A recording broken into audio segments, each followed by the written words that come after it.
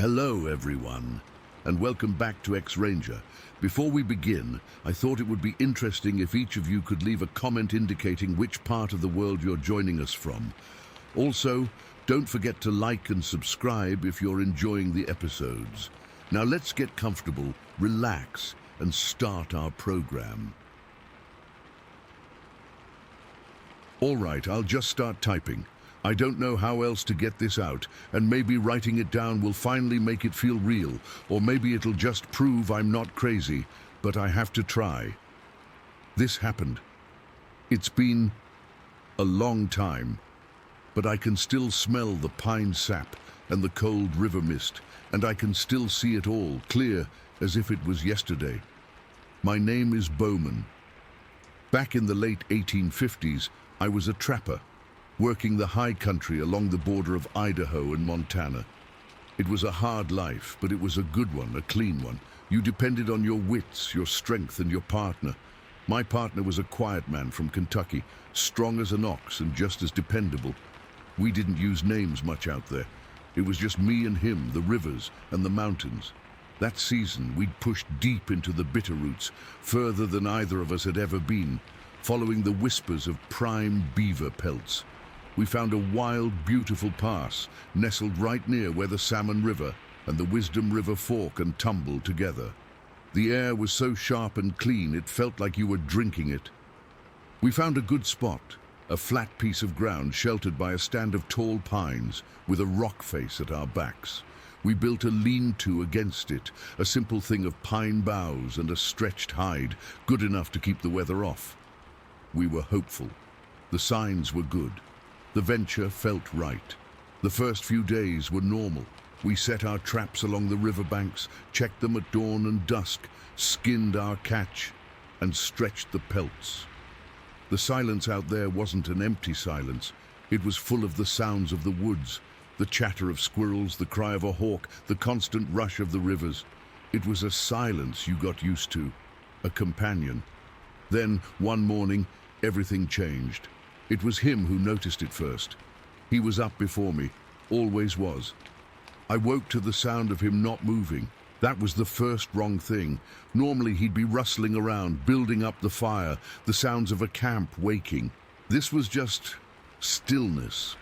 I crawled out from under my blanket and saw him standing by the fire pit, just staring at our lean-to. The place was torn apart, not by weather, not by some scavenging bear. The hide we used for a roof was ripped down, one of the support poles was snapped clean in two, and our gear was scattered everywhere. My powder horn was flung against a tree, his cooking pot was bent and tossed into the bushes. It looked like a giant, angry child had thrown a tantrum in our camp. But there was no noise, no sound of anything fleeing, just this violated quiet. We didn't say much, we just started picking things up, our eyes constantly scanning the tree line. That's when we saw them, the footprints. They were in a patch of soft, dark earth near the river. They were impossible. They were huge, longer than my forearm from elbow to fingertip, and wide. They were the prints of a man, but no man ever walked the earth that big. The toes were distinct, pressed deep into the mud. They walked on two legs, that was plain as day. The stride was enormous, covering ground in a way that made my stomach feel cold. We looked at each other, and I saw my own fear reflected in his eyes. We'd both heard the campfire stories, the Indian legends of giants in the mountains. We'd laughed them off. We weren't laughing now. The air didn't feel clean and sharp anymore. It felt heavy, like a weight pushing down on us. The woods didn't feel like a companion. They felt like they were watching. We spent the rest of that day on edge, jumping at every snap of a twig. We decided to fortify the camp. We built the fire bigger, stacked more wood, and kept our rifles loaded and close to hand. We didn't talk about the prints. We didn't have to. The knowledge of them sat between us like a third person. Night fell, and it was the blackest night I can remember. No moon, just a ceiling of clouds that swallowed the stars. The fire was our whole world, a bubble of flickering light in an ocean of darkness. We took turns on watch. I had the first stretch. He tried to sleep, but I could hear his breathing, too quick and shallow for a sleeping man. The sounds started a few hours in. not the normal sounds. These were different. It was a heavy, deliberate crunching in the woods, just beyond the ring of firelight, not the light, scurrying steps of a deer or the clumsy shuffle of a bear. This was something walking, something big. It would stop for a long time, then take a few more steps. It was circling us. My heart was hammering against my ribs so hard I thought it would crack them. My palms were slick with sweat on the stock of my Kentucky long rifle. I kept peering into the darkness, but I couldn't see a thing. I could only hear it, and then I could smell it. It started as a faint odor on the wind, a musky, wild smell, like a wet dog, but 1,000 times stronger. And underneath that, something else, something foul and rotten like old meat. The smell got thicker, clogging the back of my throat, making me want to gag. It was close. It was right there, just outside the light. I nudged my partner awake with my foot. He was instantly alert, his hand going to his own rifle. He smelled it too. His eyes were wide, the whites glowing in the firelight. We sat back to back, our rifles aimed out into the blackness, listening to that slow, crushing walk and breathing in that awful stench. Then the walking stopped. The silence that followed was worse. It was a waiting silence. The fire popped and crackled, the only sound in the whole world. We didn't breathe, we just waited. That's when it loomed out of the darkness. It came from the side, from the direction of the rock face. It was just a shape at first, a deeper black against the black, blotting out the trees behind it. Then the firelight caught the edges of it, and my blood turned to ice. It was gigantic. It had to be 8 feet tall, maybe more. It was covered in hair, long and shaggy and dark. It stood on 2 legs, its arms hanging long at its sides. I couldn't see its face, just a massive shadowed head. It didn't make a sound. It just stood there at the edge of our lean-to, looking in at us. The smell was overpowering now, a physical thing in the air, that wild beast odor so thick I could taste it. I felt a primal terror, a kind of fear I didn't know a man could feel. It was the fear of being prey. My partner let out a strangled gasp. My own finger was on the trigger, but I was frozen. The thing just stood there, a monstrous silhouette, and I felt its attention on us, a palpable force. It was studying us. Then it took a single step forward into the very edge of the firelight. I didn't think. I just reacted. I jerked my rifle up and fired. The blast was deafening in the quiet. The flash blinded me for a second. The recoil slammed into my shoulder. When my vision cleared, the thing was gone. There was nothing there but the night and the fading echo of the gunshot. We sat there, trembling, for what felt like an hour. The smell lingered for a long time before the wind finally carried it away. We didn't sleep the rest of the night. We just stared into the darkness, our ears straining for any sound, our hands clenched white on our rifles. When the sun finally came up, it felt like a reprieve. The world looked normal again. The birds were singing, the rivers were rushing, but the feeling was gone. The hope was gone. We packed our things in a frantic hurry. We were leaving. We were getting out of that pass and never coming back. We had a few traps left to pull, set further up the river. We decided to split up to save time, to get out of there faster. I would go get the last of the traps. He would go back to camp, finish packing what was left, and get the horses ready. We'd meet back at camp and ride out.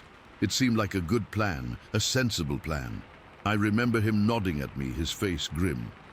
"Be quick," was all he said. I was quick. I practically ran along the riverbank, my heart still thumping from the night before.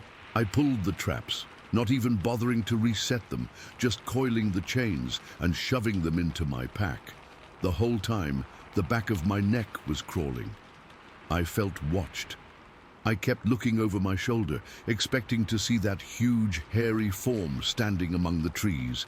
I finished in less than an hour and started back to camp at a near jog. The camp was quiet when I got there. Too quiet. The fire was dead. The horses were still tethered, shifting their feet nervously. Our packs were mostly ready, leaning against a tree. But he wasn't there. "Hey!" I called out. My voice sounded small and thin in the vastness of the mountains. No answer. A cold dread, different from the terror of the night, started to seep into me. This was a quiet, creeping fear. Maybe he'd just gone to relieve himself. I walked around the lean-to, calling his name again. And then I saw him. He was lying on his back, maybe 20 yards from the camp, in a small grassy clearing. His body was twisted at an angle that was all wrong. For a second, I thought he'd fallen.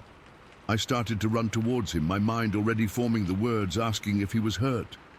I was about 10 feet away when I saw his face. His eyes were open, staring up at the sky, but there was nothing in them, nothing at all. He was gone. I stumbled to a stop, my legs turning to water. I fell to my knees beside him. His head was tilted at a brutal, impossible angle. I reached out a shaking hand and touched his neck. It was cold, and it was loose. His neck was broken, clean. Then I saw his throat. It was marred. That's the only word for it. It was a mess of torn flesh and dark, crusted blood. There were marks there, deep punctures like fang marks, but huge, spaced far apart. Something with a massive jaw had bitten him. Something had grabbed him by the throat and shaken him like a dog shakes a rat, snapping his neck in the process. The world swam around me. I couldn't breathe. I vomited into the grass, my whole body convulsing. I crawled away from him, scrambling backwards on my hands and knees, unable to look away from his body, from what was left of my friend. That's when I saw the footprints. They were everywhere around him, the same huge two-legged footprints from before. They were pressed deep into the earth, so deep I could see the individual lines on the soles. They told the story without words. It had come back. In the daylight, it had found him alone, and it had killed him. The horror of that moment is a physical pain I still carry. It wasn't just the grief, though that was a black hole opening up inside me.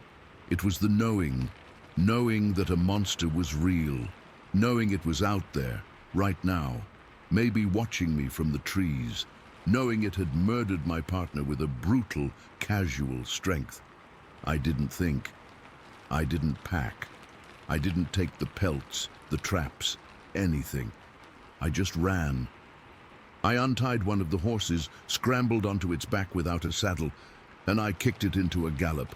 I didn't look back. I rode that horse until it was lathered and heaving, and then I ran on foot. I didn't stop until I literally couldn't run another step, collapsing in a trapper's camp miles and miles away. I left everything. I left my partner's body there in that clearing. I left our entire season's work. I left my rifle where I dropped it. I just ran. I never went back. I couldn't. Years later, I told the story to a man named Theodore Roosevelt, a man who understood the wild. He believed me. He wrote it down. They call it the first major Sasquatch incident now. I don't care what they call it. I just know what I saw. I know what I smelled. I know what I found in that clearing. I live with it. It was 1976, and I was 10 years old. My whole world had just been packed into 2 suitcases and a lump in my throat. My mom, she just couldn't do it anymore, and I don't blame her. It wasn't a happy house. So she put me on a Greyhound bus, headed for South Central Missouri, to live with my Aunt Carol and Uncle Jim on their farm. I'd only met them a handful of times before, at funerals and such. They were kind, but they were quiet, sturdy people, the kind who spoke more with their hands than their mouths. The farm was immense. It wasn't just a house with a field, it was a whole world tucked away from everything, rolling hills, thick woods that seemed to go on forever, and a silence so deep you could hear your own heartbeat. After the constant noise of the city, the quiet was the first thing that scared me. It felt heavy, like it was pressing down on me. The second thing was the woods. They started right at the edge of the back pasture, a solid wall of dark green that even the summer sun couldn't seem to penetrate. The first few weeks were okay. I was sad and lonely, but Aunt Carol was sweet, always baking something that made the whole house smell like cinnamon. Uncle Jim was harder to read. He wasn't unkind, just reserved. He showed me how to collect eggs without getting pecked and how to tell if a cow was feeling poorly. But he had rules, strict rules. The biggest one was about being inside after dark. It wasn't a suggestion, it was law. The woods aren't a place for people at night, Tammy, he'd told me, his voice low and serious. You get your chores done and you get inside before the sun dips behind the ridge. You hear me? I heard him. But being 10 and curious, I didn't fully understand. I figured it was about coyotes or getting lost. It was about a month after I'd arrived, late summer, the air still thick and warm, that I found out it was something else. I'd been chasing fireflies near the tree line, just at the edge of where the yard light's glow faded into nothing. I wasn't breaking the rule, not really. It was still twilight. I was just about to turn back when I saw them, eyes, high up in the trees, way higher than a deer's or a raccoon's. They weren't just shining, like an animal's eyes do in a flashlight beam. These were reflective, like two polished dimes catching the last bit of light, but with a deep, wet gleam to them. And they were big. Too big. They were just watching me. I froze solid. My breath hitched in my throat, and a cold feeling, like I'd swallowed ice water, spread from my stomach out to my fingers and toes. There was no shape to the thing, just darkness and those two impossible eyes, unblinking. I don't know how long I stood there, maybe 5 seconds, maybe a minute. Then a branch snapped somewhere deep in the woods, a sound like a gunshot in the quiet. The eyes vanished, not like they turned away, but like they were just snuffed out. I ran so fast I tripped over my own feet, scrambled up and didn't stop until I'd slammed the screen door shut behind me, my heart trying to beat its way out of my chest. Uncle Jim was sitting at the kitchen table, mending a harness. He took one look at my face, pale and streaked with tears I hadn't even felt, and his own face went grim. "What did you see?" he asked, his voice quiet but tight. I stammered it out. About the eyes, how high up they were. He didn't say anything for a long time. He just put down his tools, walked to the back door, and slid the heavy wooden bolt across. It was a sound I'd come to know very well. "It was probably just an owl, Tammy," he said, but his eyes didn't believe his own words. "Just remember the rule inside before dark." That was the start of it, the real start. That winter was the worst. The nights got long and black, and the noises started. It wasn't just the normal sounds of the country. It would start with the animals. The chickens would start up a frantic, terrified squawking from the coop. Then the dogs, 2 hounds that were usually lazy and quiet, would start howling, a sound of pure fear that raised the hair on my arms. Then I'd hear Uncle Jim's heavy boots on the porch, his shouts, not words, just a raw, challenging yell. And then the blast of his shotgun, 1, 2, sometimes 3 shots that would echo through the hollows. In the morning he'd be quiet, his face lined with a tiredness that sleep couldn't fix. He'd mutter about a bear getting into the trash, or a coyote pack getting too bold. But I knew, I'd seen those eyes. A bear doesn't have eyes like that. A coyote doesn't stand that tall. I sensed something worse, something old and smart and angry that lived in those woods. And it knew we were here. Life went on. I grew up, moved away for college, got a job, built a life. The farm and the memories of that winter faded into the background like a scary story I'd told myself as a kid. Then, in 2005, Aunt Carol passed and Uncle Jim followed her just a few months later. They left me the farm. I was shocked. I hadn't been back in years. I was in my late 30s by then, divorced, no kids. The city I was living in felt hollow. The farm felt like a root I'd forgotten I had. I moved back in 2006. It was strange, being the one to slide the bolt on the door at night. I tried to modernize the place a bit. One of the first things I did was install powerful motion-activated lights all around the house and the main outbuildings. It made me feel safer, like I was pushing back the dark that had scared me so much as a child. For 3 years, it was quiet, peaceful even. I got a cat, a big orange tabby I named Simba. He was my companion, my little piece of warmth in the big old farmhouse. Then, in 2009, it started again. It was a Thursday night in early fall. I was reading in the living room, Simba curled up on the rug. The motion light on the back deck flicked on. It happened sometimes, a raccoon, a possum. I didn't think much of it. Then I heard it, a voice. It came from the woods, from the direction of the deck. It was deep, impossibly deep, a resonance that I didn't just hear with my ears, I felt it in my bones, a low vibration in my chest. It didn't growl or holler. It spoke a single, clear word. Simba. It said my cat's name. My blood went cold. Simba's head shot up, his back arched, every hair on end. He let out a low, guttural hiss I'd never heard from him before. I sat there, frozen, the book limp in my hands. Who? How? There weren't any neighbors for miles. My heart was hammering so hard I felt dizzy. I forced myself to get up, to walk to the sliding glass door that led to the deck. I didn't open it. I just peered out, my hand trembling as I pulled the curtain back an inch. There was nothing there. Just the empty deck and the circle of light spilling onto the grass. And beyond that, the wall of black that was the woods. The motion light timed out and clicked off, plunging everything back into darkness. I stood there for a long time, just shaking. That was just the beginning of the harassment. Things would go missing from the porch. A broom, a flower pot. I'd find huge, deep footprints in the mud by the creek, footprints that were far too large for a man. The motion lights would go on and off all night as if something was pacing just at the edge of the sensor's range, teasing me. The fear was a constant, cold stone in my gut. I started sleeping with Uncle Jim's old shotgun by the bed, but it felt like a toy against whatever was out there. The worst night was in November. It was cold, a clear, crisp night with a bright, nearly full moon. I was in the kitchen making tea when the deck light blazed on. I turned and my legs almost gave way. It was standing right there on the other side of the glass.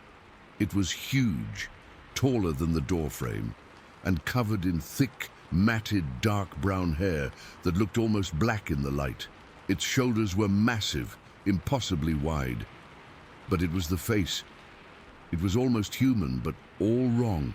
The brow was heavy, the nose flat, and it was grinning. Not a friendly smile, a cruel, knowing grin, a slash of a mouth that showed thick, yellow teeth. Its eyes, they were that same reflective black I remembered from when I was 10.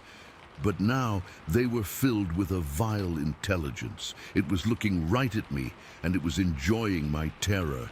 I couldn't move, I couldn't scream. I just stood there, a statue of pure fear, locked in its gaze.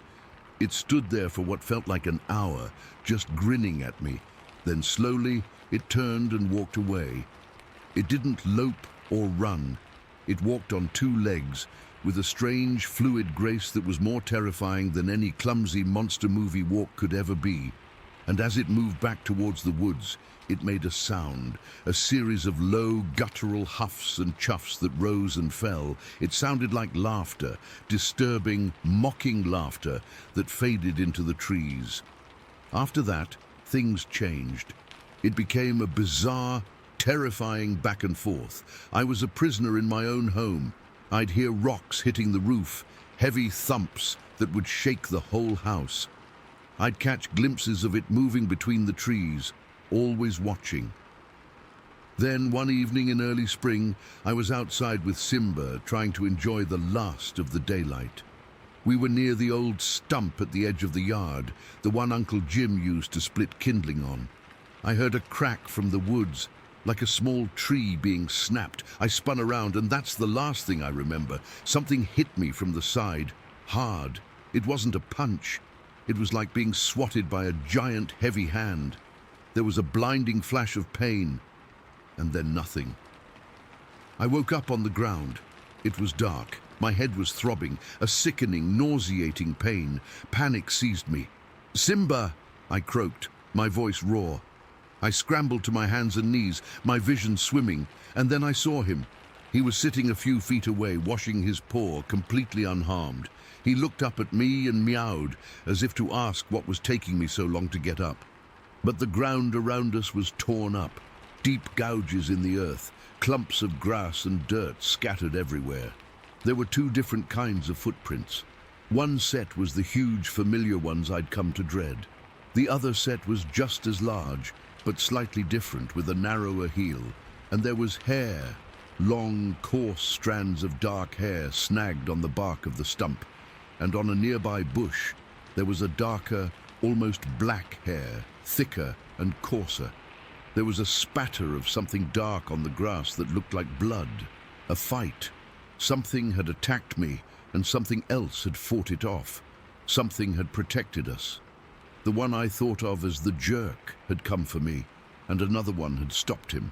I don't know what came over me.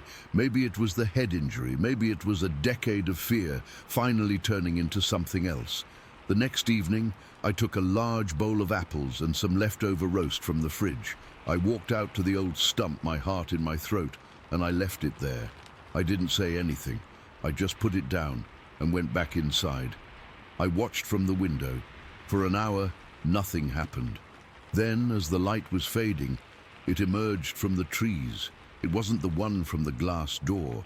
This one was slightly smaller, its hair a lighter brown, almost reddish in the twilight. It moved cautiously, its eyes scanning the area before it approached the stump. It looked down at the food, then its head lifted and it looked right at the window where I was standing. I flinched back, but I didn't run. It sat down on the ground, its back against the stump, and began to eat. It didn't gobble the food. It ate calmly, deliberately, and the whole time it watched the house. But the cruel grin was gone. Its eyes, still those reflective pools, just looked calm, watchful. When it was finished, it stood up, looked at the window one last time, and melted back into the woods. That was the start of our uneasy truce. The harassment from the jerk stopped. Every now and then, maybe once a month or so, I'd see the lighter-colored one. It would appear at the edge of the woods, never coming too close, just standing there for a few minutes, watching before disappearing. I'd put food out on the stump, and it would be gone by morning. I found Uncle Jim's old journal a few years after I moved back, tucked away in a box in the attic. The entries started with his grandfather. They called them boogers. The pages were filled with accounts of things I knew all too well. Missing tools, terrified livestock, footprints, and the feeling of being watched. There were sketches, crude but unmistakable, of large, hairy, man-like creatures. One entry from a winter night in 1952 sent a chill down my spine. The big one with the scar on its face was at the barn again tonight, threw a 50-pound sack of feed right through the window. Pa says they've been here longer than we have. Says we just have to live with it. He knew, they all knew. It wasn't a bear, it was them. It had always been them. I still live here. The fear never really goes away. It's a low hum in the background of my life, a tension in my shoulders when I go out to get firewood after dark, but it's mixed with something else now, a strange, weary acceptance. This is their land too.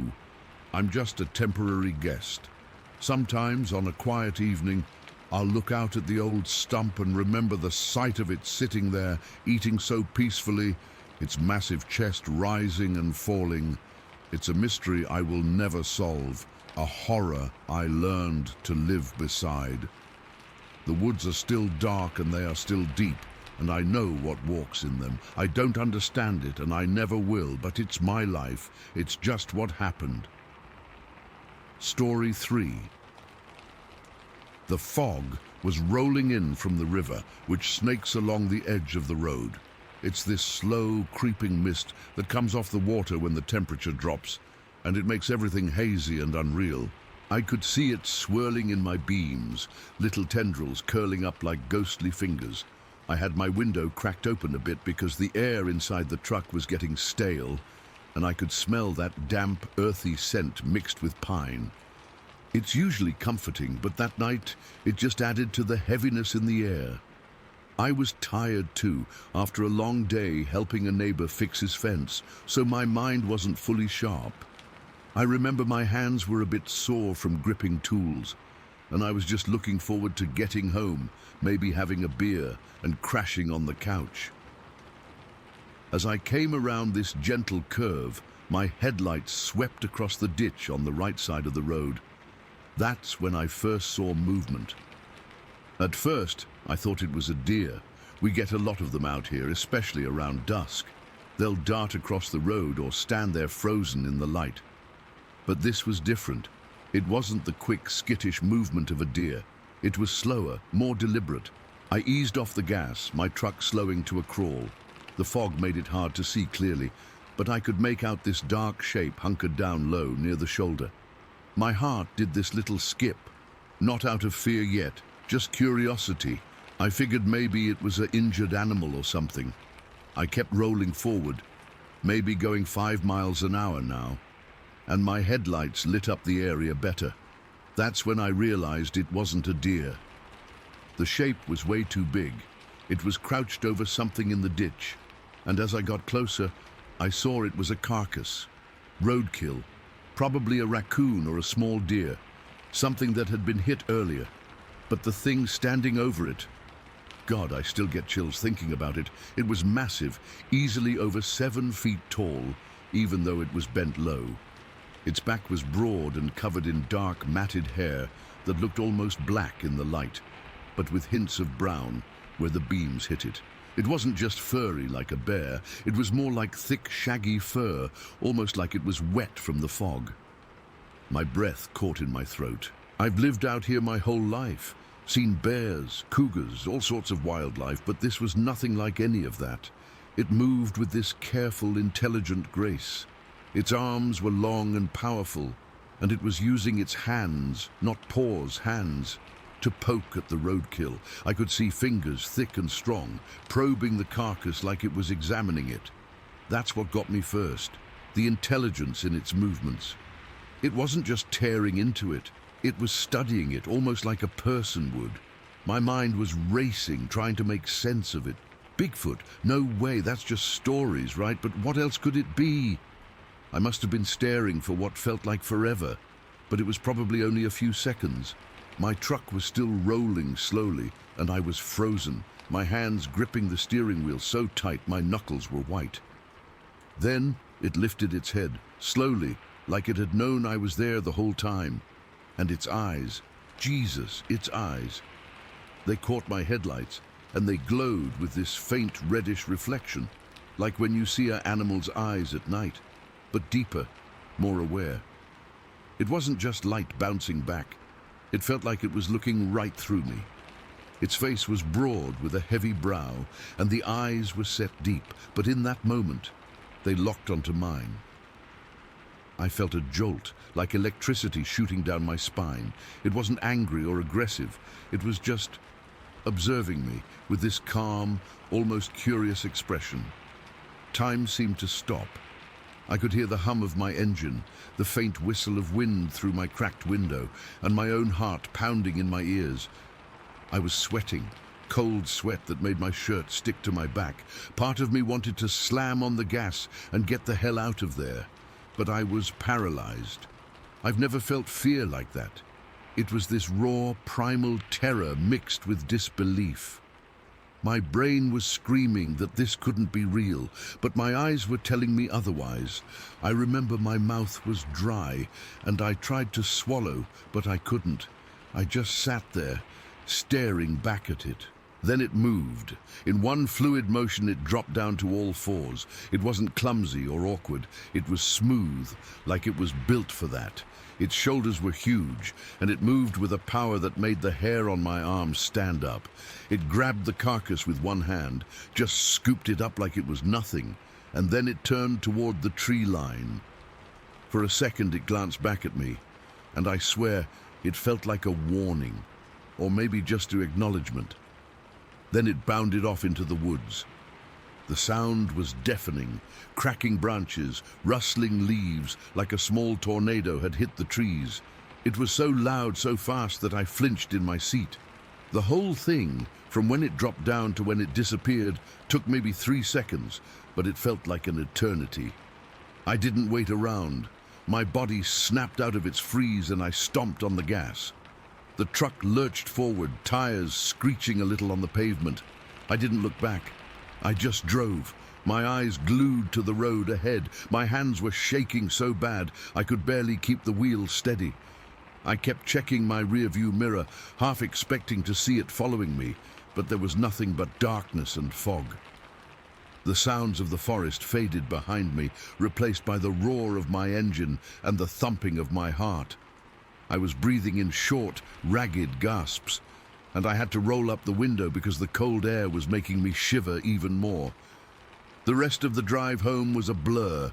I don't even remember the turns or the landmarks. I just focused on getting to my driveway. My mind was racing with questions. What the hell was that? Was it really a Bigfoot? I've heard the stories, seen the blurry photos online, but I never put much stock in them. Now I couldn't deny it. The details were burned into my brain, the way it moved, the intelligence in its eyes, the sheer size of it. I kept replaying it over and over, trying to find some logical explanation, but there wasn't one. It wasn't a bear. Bears don't move like that. And they don't have hands that can examine things. It wasn't a person in a costume. No one could move that gracefully or be that big. When I finally pulled into my driveway, I sat there for a good 10 minutes just staring at my house. The lights were on inside, but I couldn't bring myself to get out. I was still trembling, and my clothes were damp with sweat. I kept glancing at the woods around my property, half expecting to see those eyes staring back at me. The night felt alive now, full of threats I'd never noticed before. I finally forced myself to go inside, but I locked the door behind me and checked all the windows. I didn't sleep much that night. Every little noise made me jump. I kept hearing those breaking branches in my head over and over. The next day, I tried to tell people about it. My family, my friends, they all looked at me like I'd lost my mind. My wife thought I was joking at first, but when she saw how shaken I was, she got worried. She suggested maybe I was tired or stressed, that it was just a bear or something my mind exaggerated, but I know what I saw. I've avoided that road after dark ever since.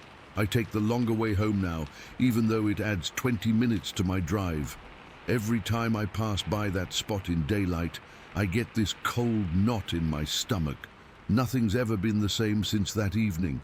I can't explain it, and I doubt I ever will. Story 4. All right, I'm just going to dive right in because every time I think about this, my hands still get shaky and it's been, well, a long time now. My name's Robert Lincoln and I'm from Boston. Back in April of 1839, I was working as a foreman for the Western Lumber Company, leading a timber survey crew up along the upper Mississippi River. We were out there to map out some untouched forest for logging, nothing out of the ordinary, or so I thought. That particular day started like any other, cold and damp, with a mist hanging low over the river that made everything feel closed in and eerie. I remember the air had this heavy, wet smell of pine and decay, like the forest was breathing right on you. We'd set up camp a couple days prior, a rough patch of cleared ground with tents and a fire pit, surrounded by dense woods that seemed to go on forever. There were 6 of us in the crew, all tough men used to hard work, but even they were on edge that morning. Maybe it was the quiet. Usually the woods are full of noise, birds, rustling leaves, the river rushing. But that day, it was dead silent, like something had scared everything off. We'd split into pairs to cover more ground for the survey.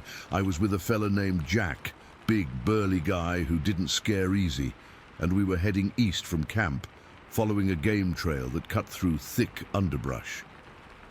The plan was to check the timber density and mark spots for future cutting. I had my rifle slung over my shoulder, a standard buckshot loader, mostly for protection against bears or whatever else might be out there. Never thought I'd actually need it for what we found. We'd been walking for maybe an hour when things started feeling off. The silence was getting to me. It was so thick, you could almost taste it. Jack kept glancing around, his knuckles white where he gripped his axe. Then out of nowhere, we heard this cracking sound, like a tree branch snapping under something heavy. Not the usual small animal noise. This was loud, deliberate. We froze, and I signaled Jack to get down. We crouched behind a fallen log, peering through the ferns. That's when I saw it. At first, I thought it was a bear, but it was too tall, too upright. It was maybe 50 yards away, moving through the trees with a slow, shuffling gait. I'd estimate it was 8 or 9 feet tall, covered in dark, matted hair that looked almost black in the dim light. Its arms were long, swinging like pendulums, and it had this broad, powerful build that made my stomach clench. I'd never seen anything like it. Not a bear, not a man, just this massive ape-like thing. My heart was hammering against my ribs, and I could feel sweat trickling down my back despite the chill. Jack whispered, "What in God's name is that?" But I just shook my head, too stunned to answer. We watched it for a minute or two, and it seemed oblivious to us, sniffing at the ground and making these low, guttural sounds. Part of me wanted to back away slowly, but curiosity, or maybe stupidity, kept me rooted. I was supposed to be documenting the area, and this felt like something I had to see. Then it turned, not toward us directly, but it paused and lifted its head like it caught a scent. Its face. I'll never forget that face. It was horrid, with deep-set eyes that gleamed almost black, and a wide, flat nose above a mouth that seemed too big for its head. The skin around its eyes was wrinkled and dark, giving it this ancient, monstrous look. For a second, I thought it was just scanning the area, but then its gaze locked onto our hiding spot. Time seemed to slow down. Its eyes narrowed, and it let out this deep growl that vibrated through the ground. I felt it in my bones.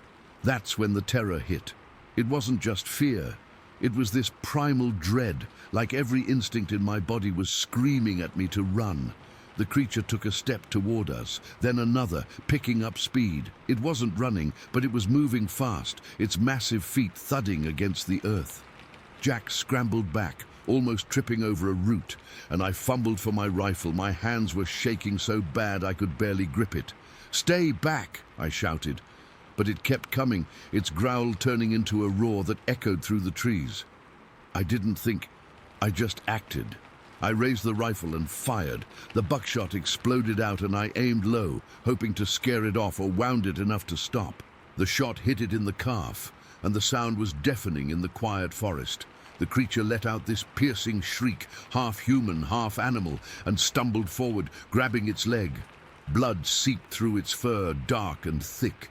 For a moment, it just stood there, panting and glaring at us with pure hatred. I could see the pain in its eyes, but also this intelligence that chilled me to the core. It wasn't just some dumb beast. It knew what had happened. Jack and I didn't wait. We rushed forward, and I yelled for the others, hoping they were close enough to hear. 2 more of the crew came crashing through the brush, axes in hand. The creature was down on one knee, still growling, but it seemed dazed from the shot. We moved in quick, using ropes we had for securing timber. My hands were slick with sweat as I tied its wrists, then its ankles. It struggled, thrashing and making these awful guttural noises. But the wound had weakened it. Its skin felt rough under my gloves, and it smelled like wet dog and something else. Earthy, almost rotten. I remember the heat coming off its body like a furnace. Once we had it bound, we dragged it back toward camp. It was heavy, must have weighed over 500 pounds, and every step was a struggle. The whole way, it kept making these low moans, and I couldn't shake the feeling that it was watching me, memorizing my face. When we got to camp, the other men were stunned silent. We secured it to a thick tree trunk with extra ropes, and it just sat there, breathing heavily, its eyes never leaving us. The campfire cast flickering shadows on its face, making it look even more monstrous. No one spoke much. We just stared, trying to process what we'd caught. The rest of the day passed in a blur. We took turns keeping watch, but the creature was mostly quiet, except for occasional grunts or shifts. I kept expecting it to break free, but the ropes held. As evening fell, the temperature dropped, and we huddled around the fire, talking in hushed tones.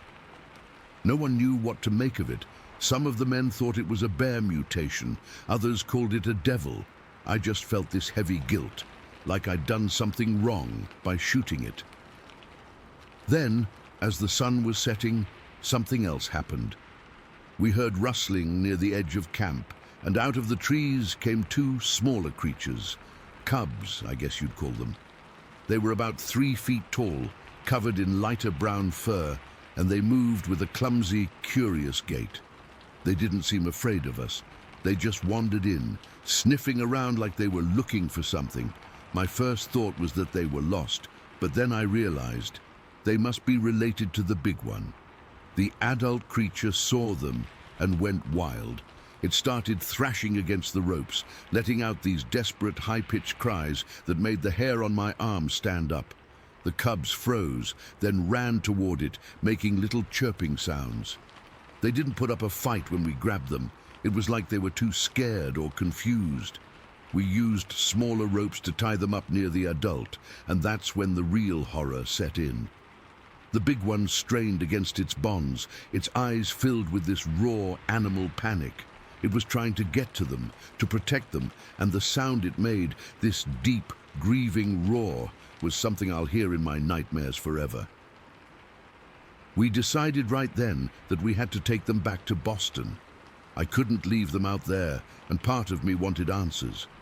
The next few days were a haze of travel, loading them onto a wagon, then a boat down the river. The adult never stopped watching me, and whenever I met its gaze, I felt this cold dread. In Boston, I contacted the Boston Times, and a reporter came to examine them. He described the adult as horrid-looking, like a fabled monster, with a disgusting countenance and carnivorous habits. Seeing it through his eyes made it even more real and more terrifying. I had plans to show them to scientists, maybe exhibit them, but after that, things got fuzzy. The creatures were kept in a temporary enclosure, but within a few weeks, they just disappeared. No one knows what happened to them. Some say they escaped. Others think they were taken or died. I never found out, and to this day, it's a puzzle that haunts me. Every time I close my eyes, I see that creature's face, and I wonder what we really found out there in the woods. Story 5. All right, I'm just gonna dive right in, because if I don't get this out, I think I might lose my mind. I've never told this to anyone, not fully, not like this. It's been weighing on me for years, and every time I think about it, my hands start to shake. I live out in rural southern West Virginia, on a patch of land that backs right up to a wildlife area. It's mostly woods and hills out here, quiet.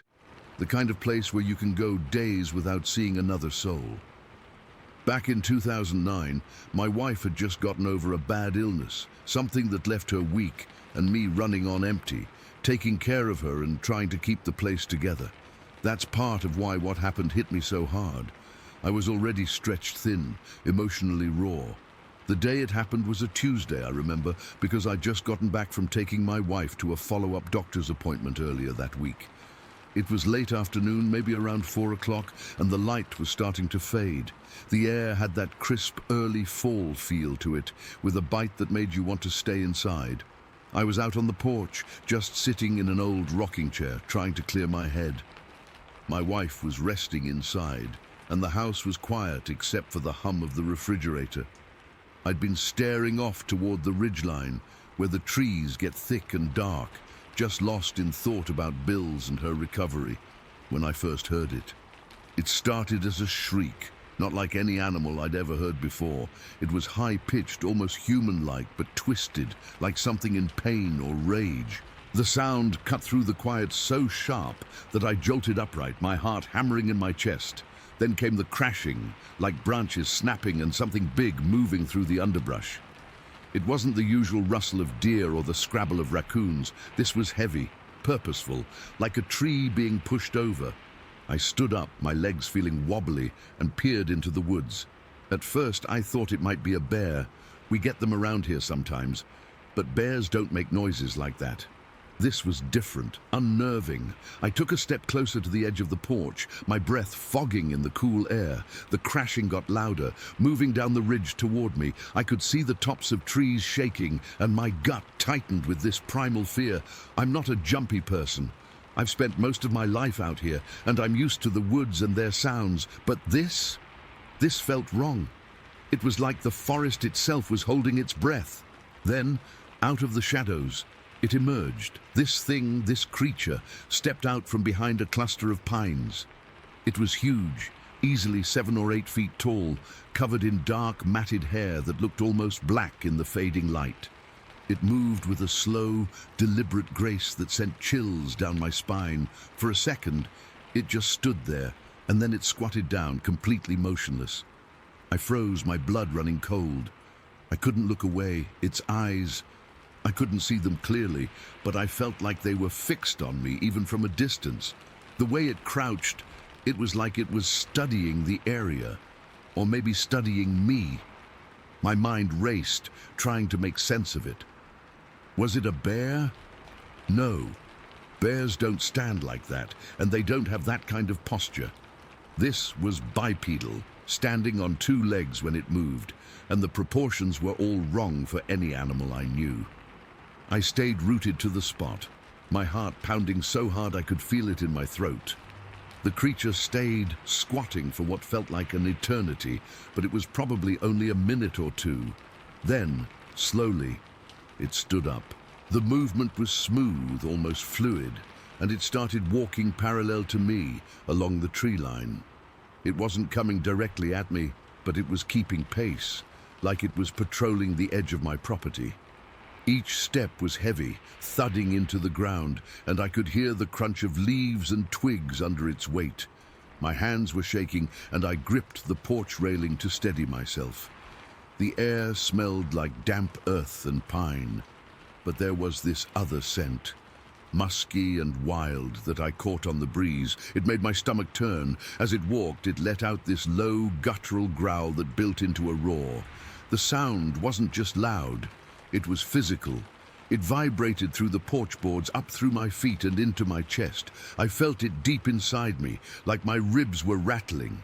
The roar was deep and menacing, full of this raw power that I'd never experienced before. It wasn't like a lion or anything I'd heard on TV. This was primal, ancient almost. For a second, I thought the windows of the house might shatter. My ears rang, and I had to clench my jaw to keep from crying out. The fear was overwhelming, a cold sweat breaking out all over my body. I genuinely thought it was going to charge the house, that this thing was about to tear through the walls and get to me and my wife. I don't know how long the roar lasted, maybe 5 seconds, but it felt like an hour. When it stopped, the silence that followed was even worse. It was heavy, oppressive. The creature had stopped walking and was just standing there, looking in my direction. I could see its chest moving as it breathed, and the hair on its arms seemed to ripple in the wind. My mind was screaming at me to do something, but I was paralyzed. I thought about my wife inside, asleep and vulnerable, and that's what finally snapped me out of it. I stumbled back into the house, my legs like jelly. I didn't even think to call for help. The idea of making noise felt dangerous, like it might attract attention. Instead, I went straight for the gun cabinet. My hands were so shaky, I could barely get the key in the lock. I grabbed my shotgun, fumbling with the shells, my fingers numb with fear. I loaded it, the clicks echoing in the quiet house, and then I stood by the front window, peering out through the curtains. The creature was still out there, just visible in the dim light. It hadn't moved, but I could feel its presence, this oppressive weight that made it hard to breathe. I stayed like that for what felt like hours, just watching, my knuckles white on the gun. Every little sound from outside made me jump.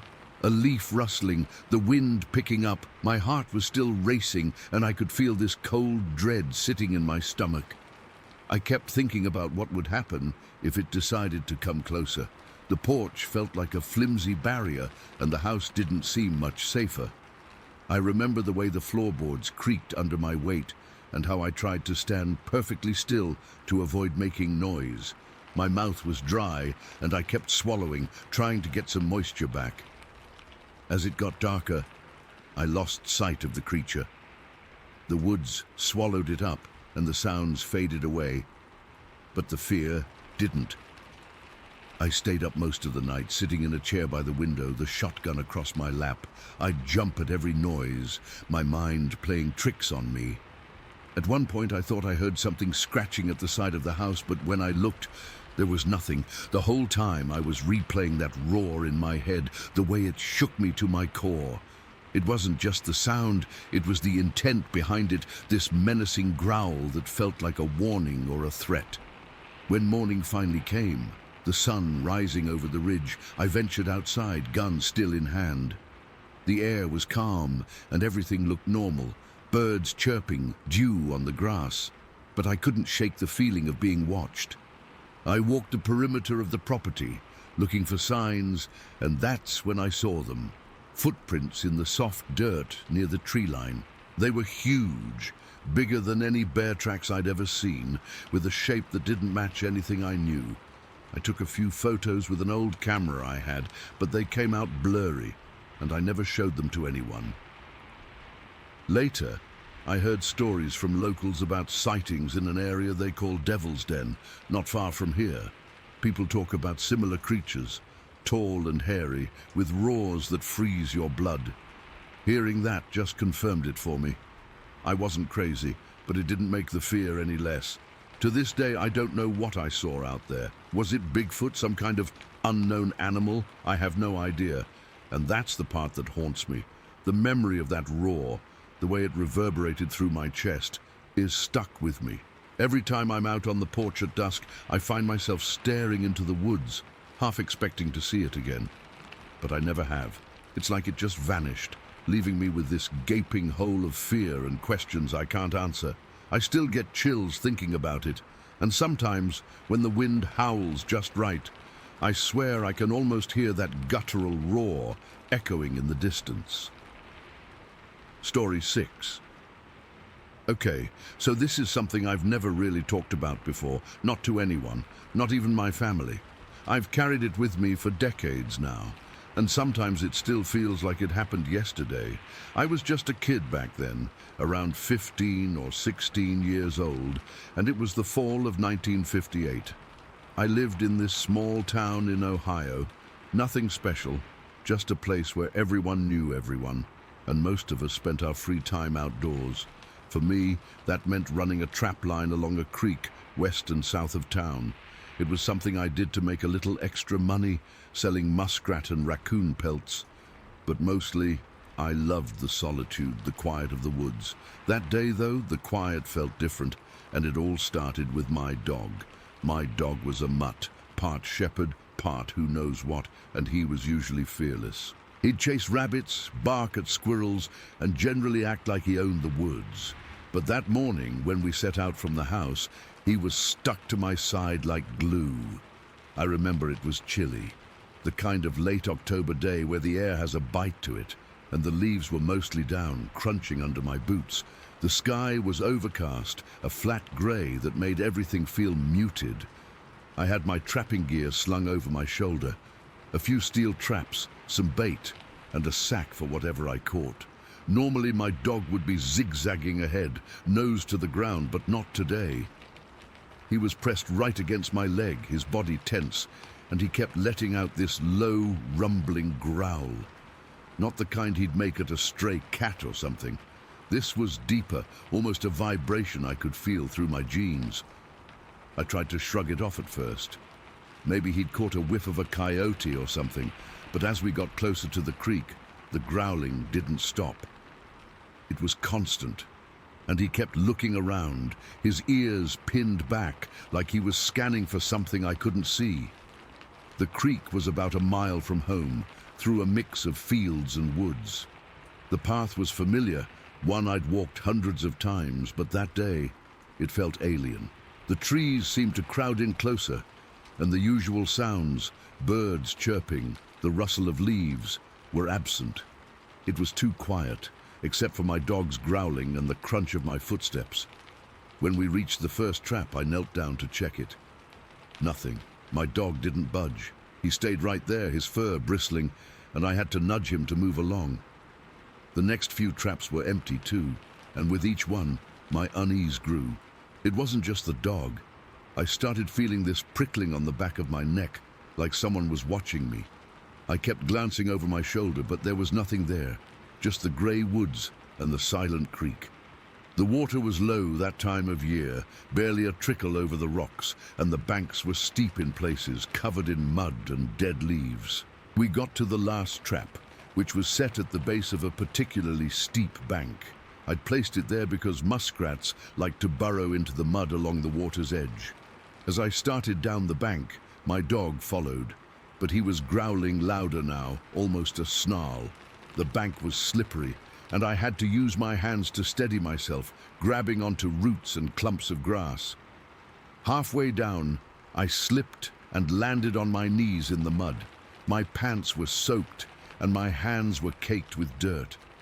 I remember the cold seeping through the fabric, and the smell of damp earth and decay filled my nose. That's when it hit me, this wave of pure dread. It came out of nowhere, like a physical weight on my chest, making it hard to breathe. My heart started pounding, and I felt cold sweat break out on my forehead. I looked up at my dog, and he was frozen, his eyes fixed on something up the bank. His growl had turned into a whimper, and he was shaking. I followed his gaze, and that's when I saw it. At the top of the bank, maybe 20 feet away, stood this thing. It was tall, nearly 7 feet, I'd guess, and covered in long, dark hair that looked matted and dirty. The hair was thick, like on a bear, but it stood on 2 legs, like a person. Its face. God, its face is what I'll never forget. It wasn't fully covered in hair. The skin was visible, kind of dark and wrinkled, with a flat nose and deep-set eyes that seemed to gleam in the dim light. But the most unnerving part was how still it was, just standing there, staring right at me. And the smell, oh man, the smell hit me like a wall. It was foul, like rotten meat mixed with wet dog and something else, something earthy and dead. It made my stomach churn, and I had to fight not to gag. For a second, neither of us moved. I was frozen, my legs like jelly, and I couldn't even scream. My mind was racing, trying to make sense of what I was seeing. Was it a bear? But bears don't stand like that, and they don't have faces that look almost human. This thing's arms were long, hanging down past its knees, and its body was bulky, powerful. Then it shifted, and I saw its expression change. It looked surprised, like it hadn't expected to see me either. Its eyes widened, and it took a step back. That broke the spell for me. I scrambled up the bank, my hands slipping in the mud, my heart hammering so hard I thought it would burst. My dog was right with me, still growling but now backing away, his tail between his legs. As I reached the top, I risked a glance back. The thing was turning away, and it moved in this weird walk-run motion. Not quite a jog, but faster than a walk. Its legs were long, and it covered ground easily, disappearing into the trees. I didn't wait to see more. I grabbed my dog and ran, not caring about the traps or anything else. My lungs burned and my legs ached, but I didn't slow down until I was out of the woods and back in the open field. When I reached the edge of the field, I stopped to catch my breath, leaning against a fence post. That's when I saw it again, or at least I think I did. It was moving across the field, heading toward a distant tree line. There was a 6-foot gate between the fields, and I watched as it approached it. I expected it to climb over or go around, but it didn't. It just leaped, easily clearing the gate in one fluid motion, like it was nothing. Its body moved with a grace that didn't match its size, and it landed softly on the other side before continuing on. That image is burned into my brain. How effortless it was, like it was part of the landscape. I stood there for what felt like forever, shaking, my dog whining at my feet. The sky was still grey and a light drizzle had started, but I barely noticed. All I could think about was getting home. I started walking again, faster this time, my eyes darting around, expecting to see it behind every tree. The walk home felt twice as long as usual. Every rustle in the bushes made me jump, and I kept my dog close, his growls now reduced to occasional whimpers. When I finally got back to the house, I went straight to my room without saying a word to anyone. My clothes were muddy, and I was shivering, but not from the cold. I changed and sat on the edge of my bed, trying to process what had happened. My mind kept replaying it, the creature's face, the smell, the way it moved. I thought about telling my parents, but I didn't. I was scared they'd think I was crazy, or worse, that they'd stop me from going out trapping again. That trapline was my escape, my little piece of independence, and I didn't want to lose it over some story they'd never believe. So I kept it to myself. I never went back to that part of the creek alone, and I avoided that area for weeks. Over the years, I've heard stories from other people in Ohio about similar sightings. Tall, hairy creatures in the woods, foul smells, that kind of thing. It made me feel less alone, but it didn't make the memory any less terrifying. I've never seen it again, and part of me is grateful for that. But another part wonders what it was. Was it some kind of animal we don't know about, or something else? I don't have answers, and I probably never will. All I know is that day, in 1958, I saw something that shouldn't exist, and the ease with which it moved, and that awful smell have stayed with me ever since, like a ghost I can't shake. Story 7.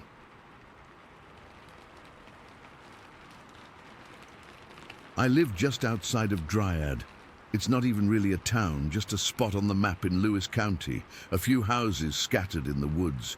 You get used to the quiet, to the feeling of being surrounded by wilderness. But after the last few months, the quiet had started to feel different. It felt heavy, like it was watching me. It had started the previous fall in '96. I'd seen something, then I'd seen it again, with my daughter in the car.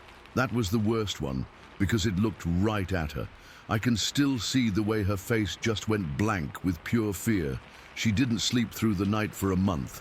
So by this night in January, I wasn't just driving home, I was conducting a patrol.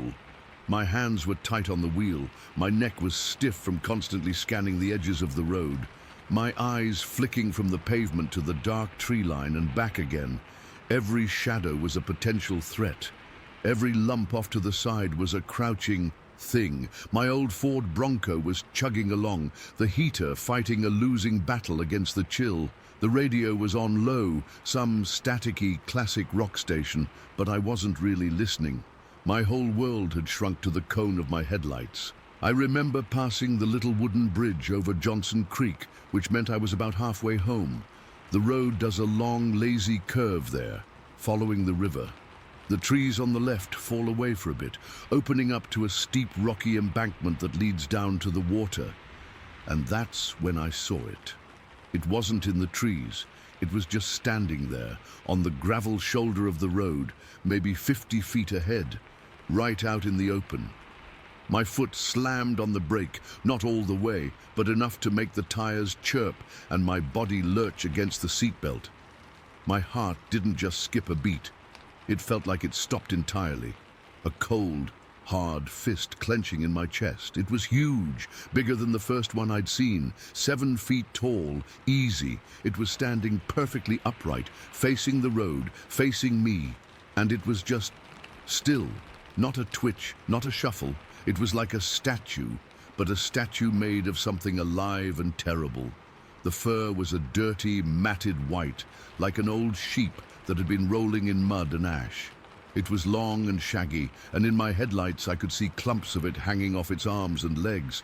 But its face, God, its face. The skin was bare, a raw pinkish color like a healed burn. It was leathery and wrinkled, pulled tight over a heavy brow ridge. I couldn't make out a nose, not really, just a dark shadow where a nose should be. And its eyes, they were glowing, a deep, hellish red, like 2 hot coals shoved into its skull. It wasn't the reflection of my headlights. I know what headlight reflection looks like in an animal's eyes, that bright metallic green or yellow. This was different. This was a light coming from inside them, a dull, pulsing red glow that seemed to absorb the light around it rather than reflect it. Time just stretched out. That's the only way I can describe it. The Bronco was still rolling forward, slowing down, and for what felt like a full minute, but was probably only 2 or 3 seconds, we were locked in that silent standoff. Me, frozen in my seat, my hands welded to the steering wheel, my breath caught in my throat, and it, this monstrous thing, just staring at my car with those burning red eyes. My mind was screaming, a jumble of pure animal terror. It's closer to the house, it's getting closer each time.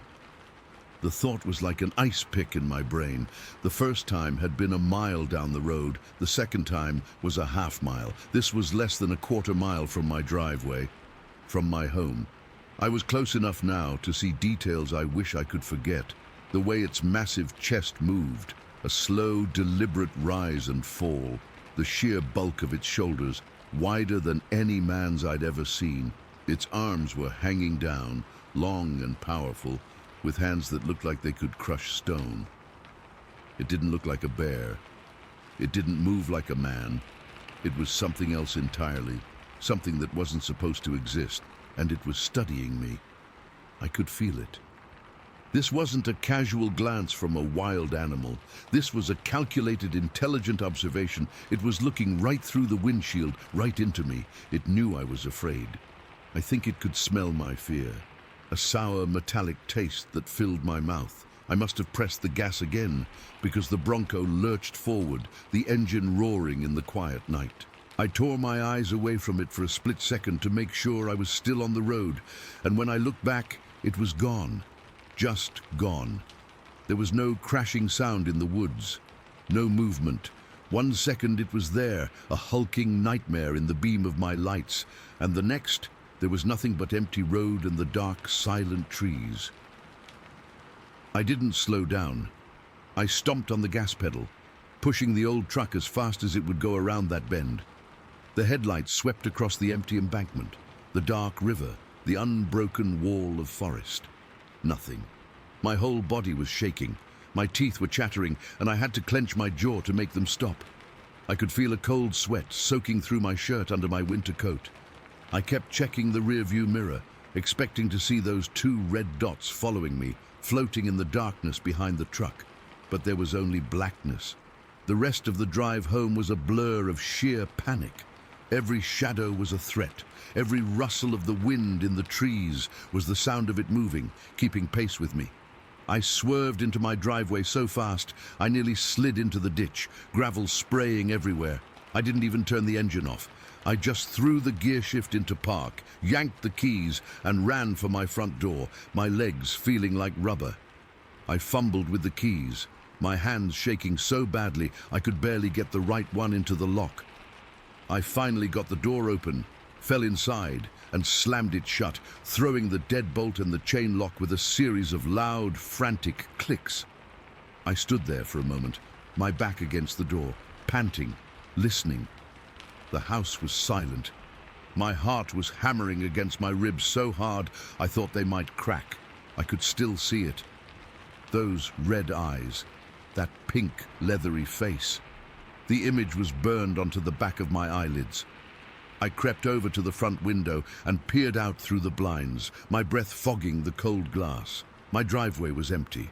The road beyond was dark and still. Nothing moved, but the feeling didn't go away. The feeling of being watched. I spent the rest of that night with every light in the house on. I sat on my couch with a blanket wrapped around me, but I couldn't get warm.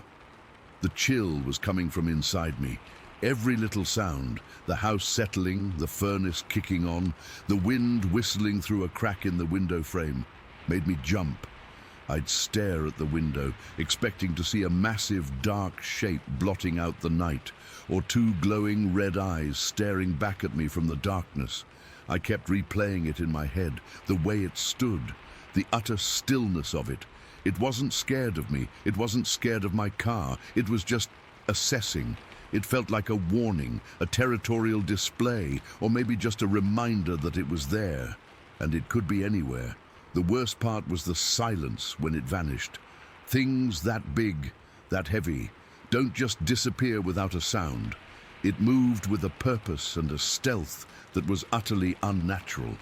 It knew how to vanish into those woods in a way that defied physics. That meant it knew the land better than I did. It was more at home there than I could ever be in my own house. I didn't sleep at all that night. I just sat there, waiting for the sun to come up, jumping at every noise. My nerves stretched so tight I thought they'd snap. When the first grey light of dawn finally filtered through the windows, it felt like a reprieve. But it was a temporary one. I knew, with a certainty that settled deep in my gut, that it was still out there, and I knew it was closer than ever before. I still drive River Road every day. I have to. It's the only way to my house. But it's not the same road anymore. It's a gauntlet. Every trip is a test of nerves. My head is on a swivel, my eyes constantly searching the deep shadows between the trees. I look for movement, for a break in the pattern of the forest, for a patch of dirty white fur or the glint of a red eye. I never saw it again after that night in January, not clearly. But sometimes, when I'm driving home late, I'll catch a flicker of movement in the periphery, a shadow that seems too tall, detaching itself from a tree trunk and melting back into the darkness. Or I'll hear something, a deep, guttural cough from the woods that doesn't sound like any bear or cougar I've ever heard. It sounds intelligent. My daughter is grown now, with a family of her own. She doesn't like to talk about that night in November. It left a mark on her. It left a mark on both of us. We know what's out there. We've looked it in the eye. People can call me crazy. They can say it was a bear, a trick of the light, my imagination. I know what I saw. I know the cold, hard terror that seized me, a feeling so primal and pure it's impossible to fabricate. That thing was real. It's still out there, in the deep woods of Lewis County, and sometimes, on the darkest, quietest nights, I get the overwhelming, skin-crawling feeling that it's not just living in the woods, it's watching the road, it's watching me. Story 8. All right, I'm just going to type this out. It's been years, but I still think about it, and sometimes it feels like it just happened yesterday. I don't expect everyone to believe me, and that's fine. I'm just putting it out there because I have to. It's the only thing that makes me feel like I'm not going crazy. It was 2007. I was living alone on my family's old farm in Anderson County, Kentucky. The place was off Harry Wise Road, a name that always gave folks a chuckle. But out there, the roads are named what they're named.